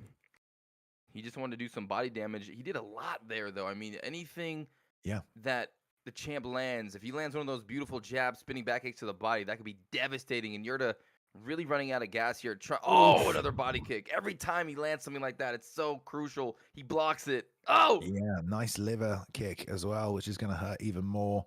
Whiffs on that leg kick now. Oh, turning side kick. Yeah, Hammer mixing things up on the feet now, making life tough for YerDa. YerDa's taking a lot of damage, so I think he's a bit hesitant to close the distance to boxing range. But that's where he needs this fight, boxing range. Same stance now. They watch the Otsugari, switch back. Outside leg kick sets up the straight right there for YerDa. Clinch attempt. Nice work by Hammer with the knees. Drives him to the cage. So tough to deal with against a John Jones player, Rob. Indeed, and the further the fight goes, when you're fighting against a John Jones player, the gas tank just gets slurped from you, and the body damage that the champ has inflicted on his opponent is just starting to add up, and we're about to go into that 5th round as he takes the back in a dominant position. Do you remember when the game first came out, how much stamina you lost every time someone clinched you? It was just remember. Bro, you don't remember that? Nah. You can win a fight just by clinching someone, because Really? every time you clinched them, they would lose long-term stamina, and you would just drain their stamina just by clinching. Or every time they break from the clinch, I think they lost a bit of long-term stamina. But that sounds cheesy, Balian. It was so hard. It was so bad. Did you see that spinning back kick to the body, babe? Did. And again, Hammer's been landing a few of them. That's why YerDa needs to keep this in boxing range. The problem is he can't stand toe-to-toe and sustain an offense and still be a threat on the defense, because by the time he's landed the offense, stamina's too low for him to fire back. So Hammer can just push forward. So YerDa, he wants to stay in the pocket, but he has to be so careful. Yeah, and those knees are coming, the spinning elbows. I mean, it's so hard to be close to John Jones, especially when your body health is low. There's a takedown. Oh, the crowd's starting to get lit. Big takedown by the champ. Gotta love that. We get like half a second. It's crazy. All right, here we go. The champ back on top. This is the final round here, guys. Foot on the hips fake into the posture up again there. I mean, this is tough for YerDa. He's got to find another way to get out of this full guard. Last time, Robbie waited just a bit too much. This time, the half guard. Yeah, that's the thing with YerDa. He's not recognized once in this fight, Rob, that every time he fakes from full guard, there's no messing around from Hammer. He's going to immediately transition. And YerDa right there went for some two faked and then started punching. You know, unfortunately, he's just not been able to make those reads. But it doesn't, Hammer's so good in top position. It's not easy. Not easy, but wow. Okay. Somehow he's able to get back to his feet, checks that leg kick, the champ. Oh, that vicious knee. And I'm smelling a jab spinning body kick here, Bailey, and I think that's going to finish the fight. What do you think, Bay? I don't know. He's taking a lot of damage to the body. The fact that he can walk him down and throw these knees, it's a byproduct of the fact he's got no stamina. He just can't keep him off him. Doesn't have enough in the tank. That takedown defense is all well and good. The Otsugari defense as well. I mean, YerDa's really doing a great job stopping these takedowns. But the knee to the body just doesn't have any gas tank left. Oh my goodness, these knees are devastating. Nice combination there by YerDa, but he just has nothing left in the tank. Bailey, and what can he do? He can say thank you to Asso Fury Land for that raid coming in at the end of the night here, guys. This is a 5-round title fight. We've got a minute to play. This is the main event. Unfortunately, we're up from YerDa lands, despite all the damage he's taken. Still trying to come forward and take that belt from the champ, but here he is. Less stamina than you would ever imagine you need at the end of a championship fight here. Sick techniques, aka Hammer. One more takedown, drives through on the double leg with no stamina left, stops the foot on the hips, fake there completely, and just going to pound away here, Rob. I think it's going to be and still at the end of tonight. One more deny, full guard momentum sweep, or just a get up attempt. Either way, it's denied. He's going to hit the sprawl, but I just don't think he's got enough to get this fight finished back on the feet, Rob. The time is not on his side. The Anaconda choke is going to drain the rest of the moments that we have left in this fight. And yeah, Yorda unable to take out sick techniques, most likely in the judges' scorecards. Damn, Bailey. And it was just too much, too many of those spinning body kicks, in my opinion. So many knees and just so many of those Soto Gari takedowns that just resulted in just the pain on the ground and slurping his stamina. Yeah, well, let's wait for the official decision Sure. because, I mean, unless something crazy happens. But yeah, Hammer fought a very smart fight, Rob. I mean, he mixed everything up beautifully, shot takedowns when he needed to. YerDa stayed game the whole time, kept looking for his opportunities, got saps to the body, took a ton of damage from that sprawl position as well. Really, unfortunately, not able to get anything off from full guard. Hammer just showing the grappling prowess there, just passing from full guard time and time again. And I tell you what, as long as Hammer's champion and gets to pick the weight class, if he's going to keep picking 205, a guy with John Jones, it's going to be tough. There we go. Sick Techniques, a.k.a. Hammer, gets a win here tonight. ESFL 139, Xbox champion, and still repping that VeX camp. It's Hammer, Rob. There you go. Hammer gets his first defense. And is it the champion that gets to pick the weight class, Bailey? Do you know if this I just made that up, so. Oh, okay. That would be pretty cool, actually. But yeah, big win for the champion, really using, some techniques to get that fight to the ground and to control his opponent and do devastating damage to the body, sap the stamina from his opponent, YerDa, who is a dangerous fighter. I mean, YerDa defended so many takedowns. He put so many punches on the champion. He just could not keep up with the stamina bank that, the champ was able to keep up. Bailey, what do you think? I mean, it was a good game plan with Alexander Gustafsson. Worked that front leg to eliminate Otsogari trip, take that away from him. He rocked him a couple of times on the feet as well, Rob. He did everything he could. Just, indeed. I think if there's anything, I'm not here to critique these guys, so I don't necessarily want to give him advice or anything, but from that full guard position, there was a couple of times where the same thing was done by Hammer. As soon as the fake came out, Hammer would just instantly transition. And unfortunately, once YerDa did so well to keep getting that position back, he needs to kind of find other ways to utilize that full guard, either to get back to the feet or to sweep and then set up his own threats. But regardless, it's a tough ask to fight Hammer. It's even tougher to fight Hammer when he's picking John Jones. So I don't know what to say there. But he is the champ for a reason. Now on a massive win streak, a 5-fight win streak for Hammer. Unstoppable, unbeaten, clinical, good game plan, mixed martial arts through and through. And it's going to be a tough test for any man that wants to take that belt off him, I think, Rob. Definitely. They're going to have to get ready for that ground onslaught.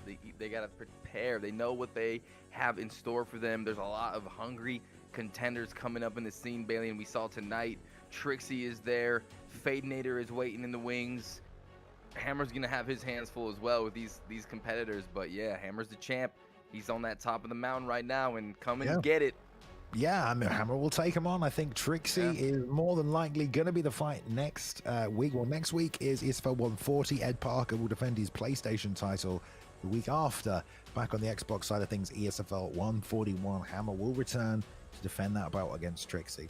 Thank you, everybody, for watching tonight. That is it for ESFL 139. We are here every Sunday night, 8 p.m. in the UK, 2 p.m. Central Time.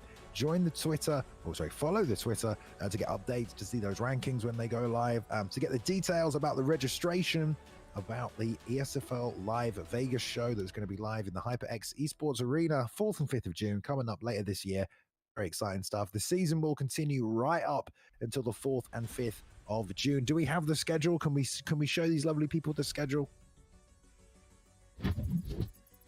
Okay, boom. There we go, guys. Here we go, running all the way through the rest of March, through April, and then all the way through into June. Boom, ESFL Live coming at you. So follow the Twitter, jump in the Discord as well, guys. You can join a fight camp. You can talk some trash. You can spar each other. You can spar the ESFL scouts, see how far you are. Maybe for being on this level, maybe you think you are on this level, mate. Come on then, let's have a go. Anyway, either way. Thank you all for watching. We appreciate it. Hard work again by all the ESFL staff members. Big shout out to everyone on the team, the mods in the chat, the people in the back, the wranglers, Feckett in the booth running the stream in our ear rolls here. And shout out to all the fighters as well. Thank you all for competing this week. Appreciate it. The entertainment you give it us, and everybody who watched tonight, whether on YouTube and on Twitch. Bruce Lee, Rob, my man. Anything to add here before we close this one out? No, everything was portrayed elegantly by you, Bailey. And I agree with Bailey. And I love you guys. I'll see you next Sunday. Always a fun time to be here. Thank you. All right. Appreciate it, guys. Take care. Have a good rest of your weekend, and we will see you next weekend. Bye-bye. Later.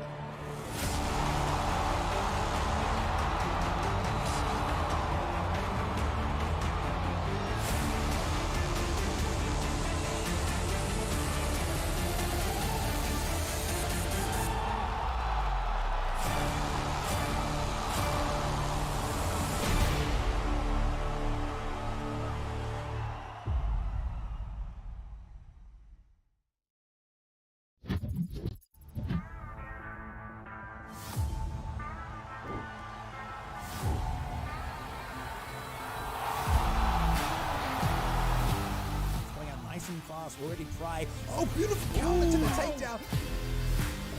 Thank you for joining us tonight. The disadvantage was